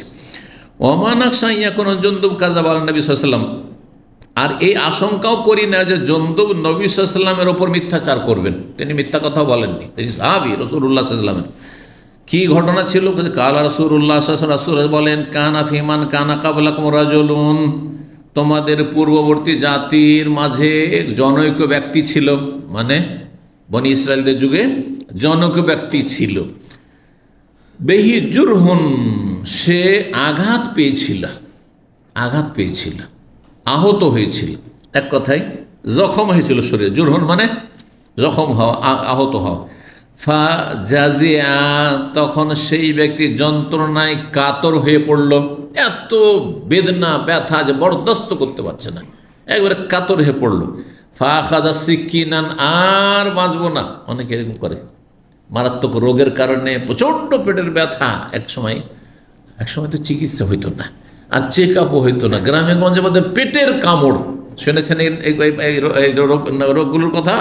পেটের কামড়, আসলে অ্যাপেন্ডিক্স হয়েছে, কোনো চেকচাক নাই, আর এমন ব্যথা, অ্যাপেন্ডিক্স ব্যথা উঠে গেলে, আল্লাহ, যার অ্যাপেন্ডিক্স হয়েছে সেই ব্যক্তি বলবে যে কি যে ব্যথা, আল্লাহু আকবার। তখন বলতো যে পেটের কামড়ে অমুক মারা গেছে, তারপরে অ্যাপেন্ডিক্স ফেটে গেছে, মারা গেছে, এলাজ হয়নি, চিকিৎসা হয়নি, অপারেশন হয়নি। আজকাল আমরা বুঝতে পারছি বিষয়গুলো, ব্যাপারটা কি আসলে। এরকম আরও কিছু হইতে পারে। তো এ কি করলো, যখন যন্ত্রণায় কাতর হয়ে গেল, ফা খাজা সিকিনান, সে আর বরদাস্ত করতে পারলো না, তখন একটা ছুরি নিল হাতে। ফাহাজ্জা বিহা ইয়াদাহু, তারপরে সে আত্মহত্যা করার জন্য তার হাতগুলিকে কেটে ফেলল, হাতকে কাটার কারণে এমন রক্তক্ষরণ শুরু হয়ে গেল যে রক্তগুলি শরীর থেকে বেরিয়ে গিয়ে সে মারা গেল, আত্মহত্যা করলো এক কথায়। ফামা রাকা দম হাত্তা মাতা, সেই ব্যক্তির আর রক্ত বন্ধ হইল না, রাকা মানে বন্ধ হওয়া, রক্ত বন্ধ হইল না, হাত্তা মাতা, এমনকি সে মারাই গেল, তাতে সে মারা গেল সেই কারণে। আল্লাহ আজ্জা, তখন আল্লাহ বললেন ওই বান্দাকে, যখন তার রূহ হাজির হয়েছে আল্লাহর কাছে আসামির কাঠগড়ায়, তার পরকাল শুরু, মানুষ মারা যাওয়ার পরকাল শুরু। বাদারানি আবদি, আমার বান্দা বেনাফসিহি, বাদারানি আবদি বেনাফসিহি, আমার বান্দা নিজের জীবন নিয়ে তাড়াহুড়া করলো। আমি তো তাকে মারতে চাইনি, কিন্তু সে নিজেই তাড়াহুড়া করলো। আমার এখতিয়ার আপনার এখতিয়ার নাই যে আমি তাড়াতাড়ি চলে যাব। হ্যাঁ, এটি আল্লাহর আমানত। এক একটি অঙ্গ, ক্ষুদ্র থেকে ক্ষুদ্র অঙ্গ, এমনকি যে নখ আছে, নখ যতটা কাটার ততটা কাটবেন, তার বেশি কেটে যদি আপনি কষ্ট পান, এটা নাজায়েজ। বোঝা গেছে না? জি হ্যাঁ। তো আল্লাহ বলছেন তাকে বাদারানি, বা তার সম্পর্কে, এই বান্দা আমার কি করলো? অবদ্ধ বান্দা, আল্লাহর বান্দা, আল্লাহর বান্দা মানে সৎ বান্দা নয়, অবদ্ধ বান্দা কি করলো? সে নিজের জীবন নিয়ে তাড়াহুড়া করলো, সে নিজেই তাড়াতাড়ি করলো। হারাম তো আলিহিল জান্নাত, সুতরাং তার জন্য আমি জান্নাতকে হারাম করে দিলাম। তাহলে কি আত্মহত্যাকারী কাফের? হারাম করা মানে কি কোনোদিন জান্নাত যাবে না, এটা সবসময় এই অর্থ নেওয়া যাবে না। তাহলে আপনাকে একটি হাদিস দিয়ে জান্নাত হারাম মানে চিরতরে কাফেরের মতো হারাম না, যদি সে মুসলিম হয় আর তার আকিদা সহি হয়। আকিদা সহি মানে সে বড় শিরক করে না, মাজার পূজারি নয়, সে নাস্তিকও না, হ্যাঁ, সে ইসলাম ভঙ্গকারী কোনো কাজ করেনি, সে জাদুর সাথেও জড়িত না, এক কথায় বড় কুফরি, তার জীবনে বড় শিরক নেই, হ্যাঁ, আর 5 ওয়াক্ত নামাজ পড়ে। তারপরেও যে কোনো কষ্টের কারণে কষ্ট বরদাস্ত করতে, অনেকেই যন্ত্রণা বরদাস্ত করতে পারে না, অনেকে আর্থিক সংকটের চাপ বরদাস্ত করতে পারে, এত ঋণের বোঝা হয়েছে নামাজি মানুষ, আর সবাই গলা টিপা ধরছে, তখন আত্মহত্যা করে নিল। আর তো আমাকে ধরতে পারবি না, কিন্তু আল্লাহ যে ধরবেন এই কথা তো মূর্খ ভুলে গেল, হতভাগা সে। মানুষের কাছে ধরা খাওয়া অনেক ভালো ছিল, জাহান্নামে অন্তত যেত না। তো এই যে কাজ করলো, তো সে চিরতরে জাহান্নামে যাবে না, দীর্ঘকাল জাহান্নামে যাবে, যতক্ষণ পর্যন্ত কাফের হন। একমাত্র চিরকাল জাহান্নামে থাকবে কাফের, বড় মুশরিক, যাকে আপনি বলতে পারেন যে ইসলাম থেকে মুরতাদ হয়ে গেছে, নাস্তিক, আল্লাহ পরকালে বিশ্বাসী নয়, অথবা জন্মসূত্রে কাফের হয়েই মারা গেছে সেই ব্যক্তি, জাদুঘর জাদুর ওপরে মারা গেছে, ইত্যাদি ইত্যাদি, ঈমান ভঙ্গ করে মারা গেছে, সেই ব্যক্তি স্থায়ী জাহান্নামী। এই হাদিসগুলিতে হারাম তো আলিহিল জান্নাহ মানে জান্নাত হারাম করেছে, প্রথমখানে হারাম করেছে, দীর্ঘ সময়ের জন্য হারাম করেছে, চিরকালের জন্য হারাম এই ক্ষেত্রে নয়। এইরকমই আমাদের দেশে বক্তাদের ফতুয়াবাজি কি দাইয়ুস কোশ্চিন কালেও জান্নাতে যাবে না, কথাটা ঠিক? এ হচ্ছে আত্মহত্যাকারী, আর একজন দাইয়ুস, যে তার স্ত্রী বেহায়া বেপর্দা চলে, কিছু বলে না, নারী স্বাধীনতাও দিয়ে দিয়েছে, ওই যে তোমার কাজ তুমি করো, আমি আমার কাজ আমি করি, হ্যাঁ, বিছানায় ঠিকঠাক থাকলে হলো, তুমি যেখানে যাবে সেখানে যাও, আছে না এরকম কিছু লোক? তো সে কাফের নাকি? হ্যাঁ, সে কাফের না, সে নির্লজ্জ, সে দাইয়ুস নির্লজ্জ, লজ্জা শরম নেই সমাজে, তার মান সম্মান বলে তার কোনো ভ্রুক্ষেপ নেই, কিন্তু তাকে কাফের বলতে পারেন না। জি, তার ইমান ইসলাম যদি ঠিক থেকে থাকে, তাহলে সেই ব্যক্তি কাবিনা গোনা করছে, তার স্ত্রীর তার কন্ট্রোল নাই সেই জন্য, বা তার স্ত্রী পরকায় লিপ্ত, আর তারপরও সে তাকে নিয়ে সংসার করছে সবসময়, অথচ তওবাও করলে সেটা ভিন্ন বিষয়, খালেস অন্তর থেকে সেটা প্রমাণিত হইল, কিন্তু তওবাও করছে না আর তাকে নিয়ে সংসার করছে, তাহলে এই লোক দাইয়ুস। জাহান্নামে যাবে নাকি? জাহান্নামে প্রথমখানে যাবে যে তার অপরাধের কারণে, কিন্তু সে কতকাল থাকবে সেটা আল্লাহ জানে, দীর্ঘকাল থাকতে পারে, কিন্তু চিরকাল থাকবে না। একমাত্র চিরকালে জাহান্নামী কারা? কাফের, মুশরিক, ঈমান নষ্টকারীরা। এই জন্য আমি জাহান্নামের যে কয়টি পর্ব আলোচনা করেছি, 10টি, তার শেষ দিকে বলেছি স্থায়ী জাহান্নামী 9 নম্বর, 10 নম্বর পর্ব হচ্ছে অস্থায়ী জাহান্নামী। অস্থায়ী জাহান্নামী কারা? জি, যে কোনো কাবিরা গুনাহ, যতই বড় কাবিরা গুনাহ হোক না কেন, যদি সেটাতে ঈমান নষ্ট না হয়, তাহলে সে অস্থায়ী জাহান্নামী। খুনিও, জেনাকারীও হাজার হাজার লক্ষ লক্ষ বছর জাহান্নামে থাকবে, কিন্তু চিরকাল জাহান্নামে যাবে না, যদি তার ঈমান ইসলাম ঠিক থেকে থাকে, তৌহিদ নষ্ট হয়নি, আর বেনামাজি নয়। বেনামাজি ধরেন লুচ্চা, জেনাকারী, বেনামাজি ধরেন খুন করেছে, তো দীর্ঘকাল জাহান্নামে থাকবে, কিন্তু চিরকাল জাহান্নামে থাকবে না। জি, এই ছিল হাদিস। আর একটি হাদিস লম্বা রয়েছে, আমরা হাদিসটি শেষ করিনি, 3464 নম্বর হাদিস, একটি মাত্র হাদিস এবং খুব চমৎকার হাদিস। এতে উপদেশ রয়েছে বিশেষ করে সবার জন্য, আর বিশেষ করে ওই সব ভাই বোনদের জন্য যারা রাতারাতি পয়সাওয়ালা হয়েছেন, আর আল্লাহর নেয়ামত পেয়ে আপনি অহংকারী হয়ে গেছেন, আপনি অতীতকে ভুলে গেছেন। অতীতকে ভুলবেন না, কখনো অতীতকে বলে পেছন দিয়ে ঘুরে দেখবেন আমি ছিলাম কি। আল্লাহ এত দূর পৌঁছেছেন, তার আল্লাহ শুকরিয়া আদায় করবেন। যারা পিছন দিয়ে ঘুরে দেখেন না যে হইলুম কি, হলাম কি, তাহলে গেল শেষ। তো এখানে তিনজনের পরীক্ষার কথা রয়েছে।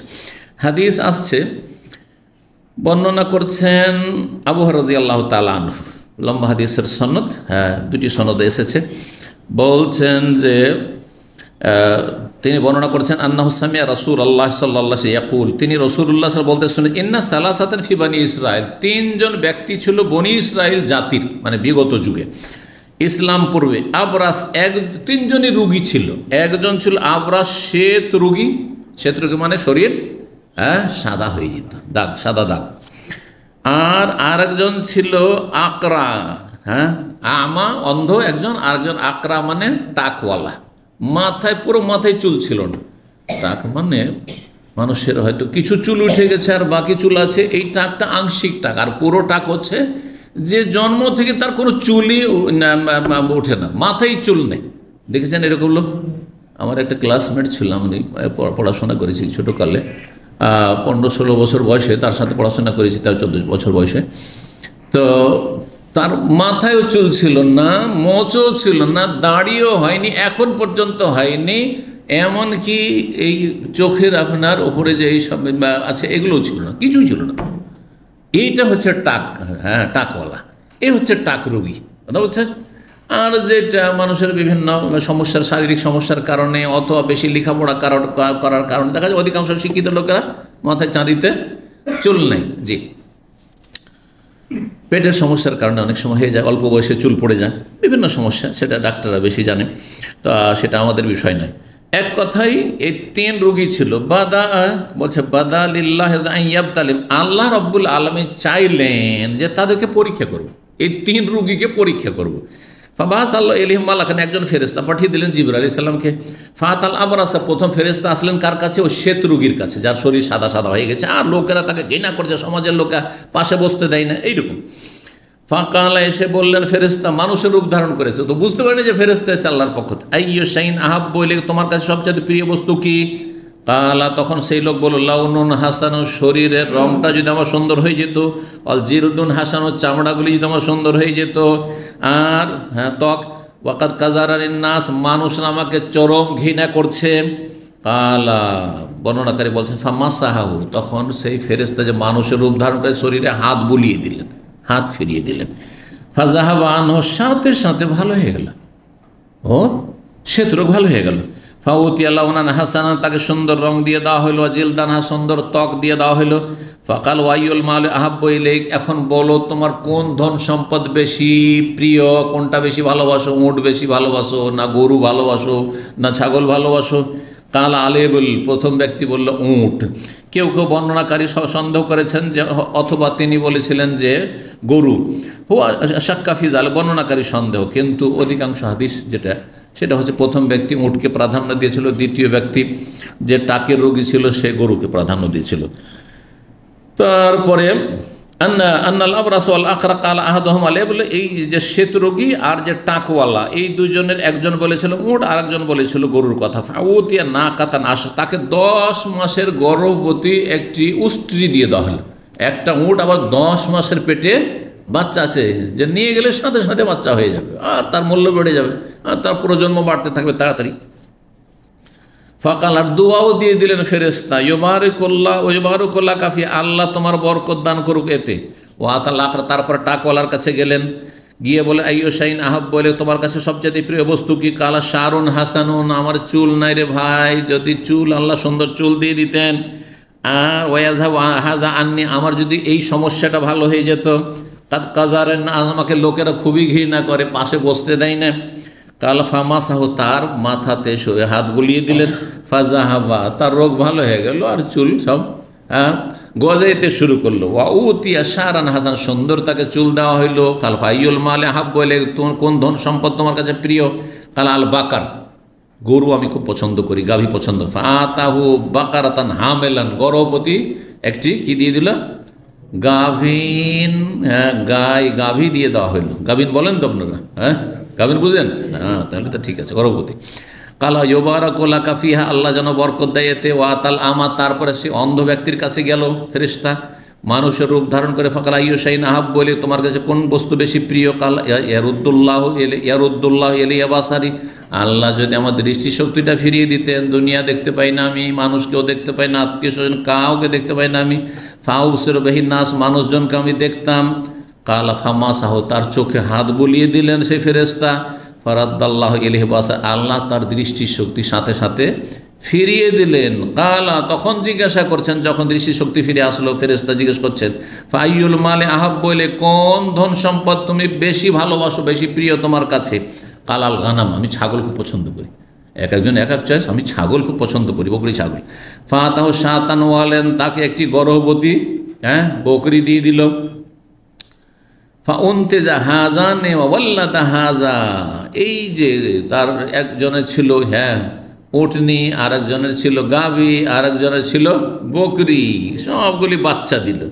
আর এমন বাচ্চা দেওয়া শুরু করলো, আর এত বড় ফাঁকানা লেহাজ ওয়াদি মিনাল এবলে, যে উঁটওয়ালা ছিল তার একটা বিশাল মাঠ ভর্তি উঁট হয়ে গেল, উঁটের পালে গোটা মাঠ ভর্তি হয়ে গেছে কিছুদিনের ব্যবধানে। ওয়ালি হাজা ওয়াদি মিনাল বাকার, আর এক লোকের একটি গরুর পাল হয়ে গেছে এক মাঠ ভর্তি। ওয়ালি হাজা ওয়াদি মিনাল গানাম, আর এই লোকের যে অন্ধ ছিল তার এক বিশাল মাঠ ভর্তি তার ছাগলের পাল হয়ে গেছে। সুম্মা ইন্নাহু আতাল আবরাস ফি সূরাতি হাইয়াতিহি, তারপরে ফেরেশতাকে আল্লাহ আবার পাঠা, যাও এখন পরীক্ষা করতে যাও, এতদিন তো দিয়ে পরীক্ষা করলাম, এখন এর হক আদায় করছে কি না হলে নেব, যে কেড়ে নেব এই নিয়ামত। পাঠিয়ে দিলেন আল্লাহ রাব্বুল আলামিন সেই ফেরেশতা, ওই আগের রূপ ধারণ করে আসছেন, যেই রূপ ধারণ করে এসেছেন ওই রকমই মানুষের রূপ ধারণ করে এসেছেন। আসলেন বলছে ফি সূরাতি ওয়াহাইয়াতিহি, সেই আপন রূপ ধারণ করে সেই শাকল সূরাত নিয়ে এসেছেন তিনি। ফাকালা রাজুলুন মিসকিন, এসে বলছেন যে বাবা আমি খুব গরিব মানুষ, মিসকিন। তাকাত্তাত বেহিল হেবালো আমা ফি সাফারি, আমার সফরের পাথেও সব শেষ হয়ে গেছে, যে সরঞ্জাম ছিল, যা খাদ্য ছিল, সম্বল সব শেষ হয়ে গেছে। ফালা বালাগালি আউমা ইল্লা বেকা সুম্মা বিল্লাহ সুম্মা বেকা, আজকে আমি বাড়ি পৌঁছিতে পারবো না যদি আল্লাহ না পৌঁছান, অতঃপর আপনার সহযোগিতা না হয়। অতঃপর দিয়ে বলতে পারেন আল্লাহ যদি চান, তারপরে আপনি যদি চান, কিন্তু আল্লাহ এবং আপনি চান তো হবে, এটা শিরক, এটা বলা জায়েজ নয়, নিষেধ করেছেন নবী করিম সাল্লাল্লাহু আলাইহি ওয়াসাল্লাম। আসআলুকা বিল্লাযী আতাকাল্লাহুল হাসান, তারপরে তাকে স্মরণও করে দিচ্ছে, এই ফেরেশতা মানুষের উদাহরণ করে এসে স্মরণও করে দিচ্ছেন, তোমার কাছে সে আল্লাহর দোহাই দিয়ে চাইছি যিনি তোমাকে দিয়েছেন আল্লাহুল হাসান, সুন্দর রং দিয়েছেন, ওয়াল জিলদাল, সুন্দর ত্বক দিয়েছেন, ওয়াল মালা, এবং ধন সম্পদ অঢেল দিয়েছেন, বাইরান, আপনাকে উঁট দিয়েছেন, আতাবাল্লাহ, একটা শুধু উঁট চাই, বাইরান মানে কি চাইছি, একটি শুধু উঁট চাইছি, বেশি না। আতাবাল্লাহ আলিফি সাফারি, আমার সফরে যাতে আমি বাড়ি পৌঁছিতে পারি। একটা উঁট চেয়ে ফেলেছেন, গরিব মানুষ ফকির এসে যদি একটা উঁট চায়, তাহলে ধনীরা কি বলবে, দেখো দেখো ই কোন ফকির, দেখো এই একটা গরু চাই, কত রকম কথা শুরু হয়ে যাবে সেই ধনী ব্যক্তির। তো যখন তিনি বললেন এই কথা যে একটা উঁট চাই আমি, ফাকাল আল্লাহু, তখন সেই মালিক বলল ইন্নাল হুকুকা কাসীরা, অনেক লোকের দায়িত্ব আমার উপর আছে, অনেককে দেওয়ার আছে, তুমি শুধু একা নাকি, তুমি একা যে তোমাকে একটা উঁট দিয়ে দেবো? তখন সেই ফেরেশতা বলছেন, মানুষের রূপ ধরে গেছেন, কান্নি আরে ফোকা, মনে হচ্ছে আপনাকে আমি চিনতে পারছি, আপনাকে মনে হচ্ছে চেনা চেনা লাগছে, এর আগে একবার দেখা হয়েছে আপনার সাথে, কিন্তু এত স্মরণ করে দিয়েছে কিন্তু হুঁশ হয় না। জি, আলম তাকুন আবনাস, আপনি শ্বেত রোগী ছিলেন না, শরীরটা গোটা সাদা হয়ে গেছিল না? ইয়াকজেরো কান্নাস, লোকের আপনাকে খুব ঘৃণা করতো সমাজে। ফাকিরান, বড়ই গরিব মানুষ ছিলেন না। ফাআতাকাল্লাহ, আপনাকে আল্লাহ অঢেল ধন সম্পদ দিয়েছেন, এগুলো ভুলে গেছেন, আপনি অতীতটা ভুলে গেছেন। ফাকালা, তখন সে মৃত্যু কি বলছে শুনে অহংকারী, বলছে লাকাদ ওয়ারিসতু লিকাবেরিন আন কাবেরিন, অন্য হাদিসে রয়েছে লাকাদ ওয়ারিসতু হাযা কাবেরান আন কাবেরিন, তো মৃত্যু আমার 14 পুরুষ থেকে পরম্পরায় ধন সম্পদ আমার চলে আসছে, আমার 14 গোষ্ঠী আমার সব কি ছিল সব জমিদার ছিল, পয়সাওয়ালা ছিল, ধনী ছিল, কি বলছো তুমি? আর ধমক টমক দিয়ে তাকে একবার অপমান করে বিদায় করল। বলছেন আমার পূর্বপুরুষ থেকে এই ধন সম্পদ আমি উত্তরাধিকার সূত্রে পেয়েছি। ফাকালা তখন এই ফেরেশতা বলছেন ইনকুন্তা কাযিবান, আপনি যদি মিথ্যাবাদী হন, ফাসাইয়ারাকাল্লাহু ইলা মা কুনতা, যা আপনি ছিলেন তাই যেন আপনাকে আল্লাহ করে দেন। দিয়ে দিলেন বদদুয়া। ওয়াতাল আকরাফি সুরাত হায়াতি, তারপরে সে টাকওয়ালা ব্যক্তির কাছে আসলেন সেই আপন সুরত ধরে, সেই রূপ চেহারা নিয়ে এবং সেই পোশাকে। সুরত মানে হচ্ছে তার চেহারা, রূপ চেহারা নিয়ে, এবং হাইয়া মানে সেই পোশাকে, যেই পোশাকে আগের বার এসেছিলেন তাকে দিতে। ফাকাল আলাহুম ইসলাম মা কাল লেহাজা, আগের লোককে যেভাবে দরখাস্ত করেছেন মালিককে, ওইভাবে এর কাছে দরখাস্ত করলেন যারা জলুন মিসকিন, আমি খুব গরিব মানুষ, অভাবী, আর সফরে এসেছি, সব টাকা পয়সা আমার শেষ হয়ে গেছে, পাথর সব শেষ হয়ে গেছে, তো একটা যদি গরু আমাকে দিয়ে দেন তাহলে খুব ভালো হয়, ইত্যাদি এইভাবে। তো যখন এই কথা বলা তখন আগের মতো সে উত্তর দিল, ফারাদ্দা আলাইহি মিসলা মা রাদ্দা আলাইহি হাযা, আগের লোক উটওয়ালা যে উত্তর দিয়েছে, ইন্নাল হুকুকা কাসীরা, অনেকের দায়িত্ব আমার ওপর আছে, তোমার মতো একটা গরিব আছে, গোটা দেশের গরিবকে আমাকে দেখতে হচ্ছে, তোমাকে কি করে একটা গরু দিয়ে দেবো? ফাকালা, তখন তিনি বললেন যে দেখেন, আপনি কিন্তু এক সময় আপনার মাথায় চুল ছিল না, আপনার দাড়ি মোচ কিছুই ছিল না, টাক ছিলেন আপনি, আর আপনাকে লোকেরা খুব ঘৃণা করতো, আল্লাহ আপনাকে সুস্থ করে দিয়েছেন, তারপরে আপনি খুব গরিব মানুষ ছিলেন, আপনাকে আল্লাহ ধন সম্পদ দিয়েছেন, আল্লাহর দান, ভুলে যেন না। তখন সে উত্তর দিল ওই উত্তরই, যারে আমার 14 গোষ্ঠী থেকে এরকম চলে আসে, কি বলছো তুমি, মিথ্যা কথা বলছো তুমি। তখন তিনি বদ্দিন কুন্তা কাযিবান ফাসাইয়ারাকাল্লাহু ইলা মা কুনতা, তুমি যদি মিথ্যাবাদী হও তাহলে আল্লাহ যেন সেটাই করে, যে অবস্থায় তুমি বিগত যুগে ছিলে ওই রকমই যেন বানিয়ে দেয়। ওয়াতাল আমাফি সুরাতে, তারপরে সেই রূপ আগের রূপ ধারণ করে সে অন্ধ ব্যক্তির কাছে, যে অন্ধ ছিল আর তারপরে চোখ ফিরে এসছে, তার কাছে গেল। যাওয়ার পরে রাজুলুন মিসকিন, আমি খুব গরিব মানুষ, অবনে সাবিল, মুসাফির মানুষ, ওতাকাত্তাত বিহিল হেবাল ফি সাফারি, আর সফরে আমার পাথেও সব শেষ হয়ে গেছে। ফালা বালাগালিয়ম, আজকে আমি পৌঁছিতে পারছি না বাড়ি, ইল্লা বিল্লাহ, যদি আল্লাহ না পৌঁছান, সোম্মা বেকা, অতপর আপনার কোনো সহযোগিতা না হয়। আসালুকা বিল্লাযী রাদ্দা আলাইকা বাসারাকা, সে আল্লাহর দোহাই দিয়ে আপনার কাছে চাইছি যিনি আপনার দৃষ্টিশক্তি ফিরিয়ে দিয়েছেন, একটি ছাগল, সাতান একটি ছাগল চাইছি। আতাবাল্লাহ কবে হাফি সাফারি, যেটা দিয়ে আমি আমার সফরে আমি বাড়ি পৌঁছিতে পারবো, খরচ খরচা করি। ওয়াকাল আল্লাহু, তখন তাকে বললেন কাদ কুনতু আমা, তখন এই মালিক বলছে কথা সত্যি বলেছ, এক সময় কিন্তু আমি অন্ধ ছিলাম ভাই, আমি অন্ধ ছিলাম, সত্যি আমি অন্ধ ছিলাম। ফারাদ্দাল্লাহু বাসারি, আল্লাহ আমার দৃষ্টিশক্তি ফিরিয়ে দিয়েছেন। আল্লাহ শুকরিয়া আদায় করলেন, আলহামদুলিল্লাহ আমার দৃষ্টিশক্তি আল্লাহ ফিরিয়ে দিয়েছেন। ও ফাকিরান, আমি বড়ই গরিব মানুষ ছিলাম। ফাকাদ আগনানি, আল্লাহ আমাকে ধনী করে দিয়েছেন, বিত্তবান করে দিয়েছেন। ফাখুজ মাশেত, তোমার যা ইচ্ছা তাই নয়, একটা বকরি কেন, এই যে বিশাল মাঠ ভর্তি আমার ছাগলের পাল আছে, যতটা ইচ্ছা তুমি নিয়ে চলে যাও, আর যা ইচ্ছা তুমি রেখে যাও, কিছুই বলবো না তোমাকে, যা ইচ্ছা তাই নাও তুমি, যত পারো। আল্লাহু আকবার, কি বড় অন্তর। জি, তা বলছেন ফখুল মাশেদ, ফাওয়াল্লাহি, আল্লাহর কসম করে বলছি, লা আজহাদুকা লিয়াউমা বিশাইইন আখাযতাহু, লা আজহাদুকা, এটা অধিকাংশ এই সহিহ বুখারীর কপিতে রয়েছে, আর এর অর্থটি বেশি উপযুক্ত এখানে, কিন্তু কোন কোন নসখাতে রয়েছে লা আহমাদুকা লিয়াউমা বিশাইইন আখাযতাহু লিল্লাহ। কি আছে আপনাদের? আহমাদুকা আছে না আজহাদুকা আছে? পড়েন না আরবি? আহমাদুকা, দুটি অর্থ করছি। লা আজহাদুকা, জহদ মানে কষ্ট, মাশাক্কা, আপনাকে কষ্টে ফেলব না। ফাওয়াল্লাহি, আল্লাহর কসম, কে বলছে? মালিক। ওই যে ছাগলের পালের মালিক যে অন্ধ ছিল, সে বলল ওয়াল্লাহ, আল্লাহর কসম করে বলছি, লা আজহাদুকা লিয়াউমা বিশাইইন আখাযতাহু লিল্লাহ, আল্লাহর সন্তুষ্টির জন্য আজকে আপনি যাই নিয়ে যান না কেন, আপনাকে কোনো কষ্টে ফেলবো না, মানে আপনাকে কিছুই বলবো না, যতটা পারেন আপনি নিয়ে চলে যান, কিছুই বলবো না, আপনার যেন কষ্ট না হয়, আপনি সুখে থাকেন, এক কথায়। সুবহানাল্লাহ। আর লা আহমাদুকার অর্থ করা হয়েছে যে আপনি যদি নিয়ে যান, যা কিছু নিয়ে যাবেন তাতে আমি আপনার কাছ থেকে প্রশংসা চাই না। কেউ কেউ এর অর্থ করেছে, কিন্তু এই অর্থটি অনেক দূরে চলে যাচ্ছে, শব্দের সাথে মিলে না। তবে আরেকটা অর্থ যদি আহমাদুকা মানে প্রশংসা নিয়ে যদি অর্থ করি তাহলে সেটা ঠিক হচ্ছে। এই জন্য অনুবাদক যে অর্থ করেছে সেই অর্থটি দূরের অর্থ, খুব সূক্ষ্ম নয়।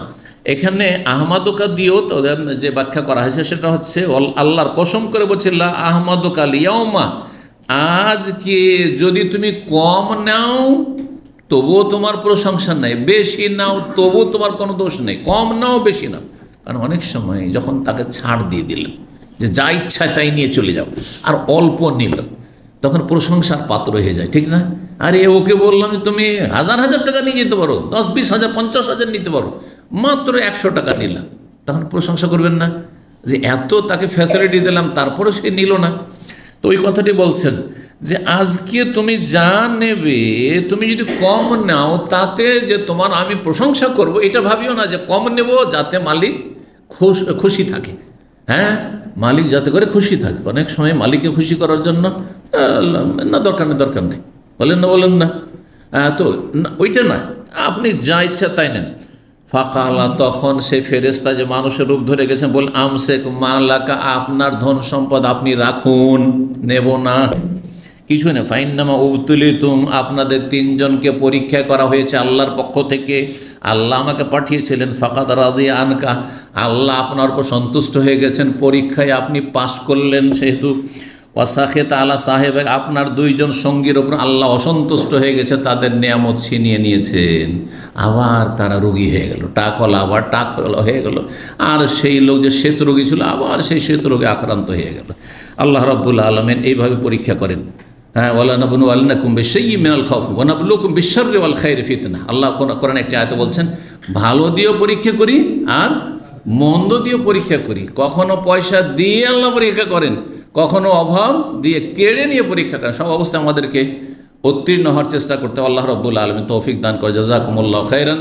আল্লাহ আপনাদের ভালো করুন, রুজিতে বরকত দান করুন এবং আল্লাহর শুকরিয়া আদায়ের তৌফিক দান করুন, নেয়ামতের মূল্যায়ন করার তৌফিক দান করুন এবং আল্লাহর রাস্তায় খরচ করার তৌফিক দান করুন এবং আল্লাহ রাব্বুল অতীতকে যেন আমরা সবসময় স্মরণ রেখে আল্লাহর শুকরগুজার বান্দা হইতে পারি, আল্লাহ যেন তৌফিক দান করেন।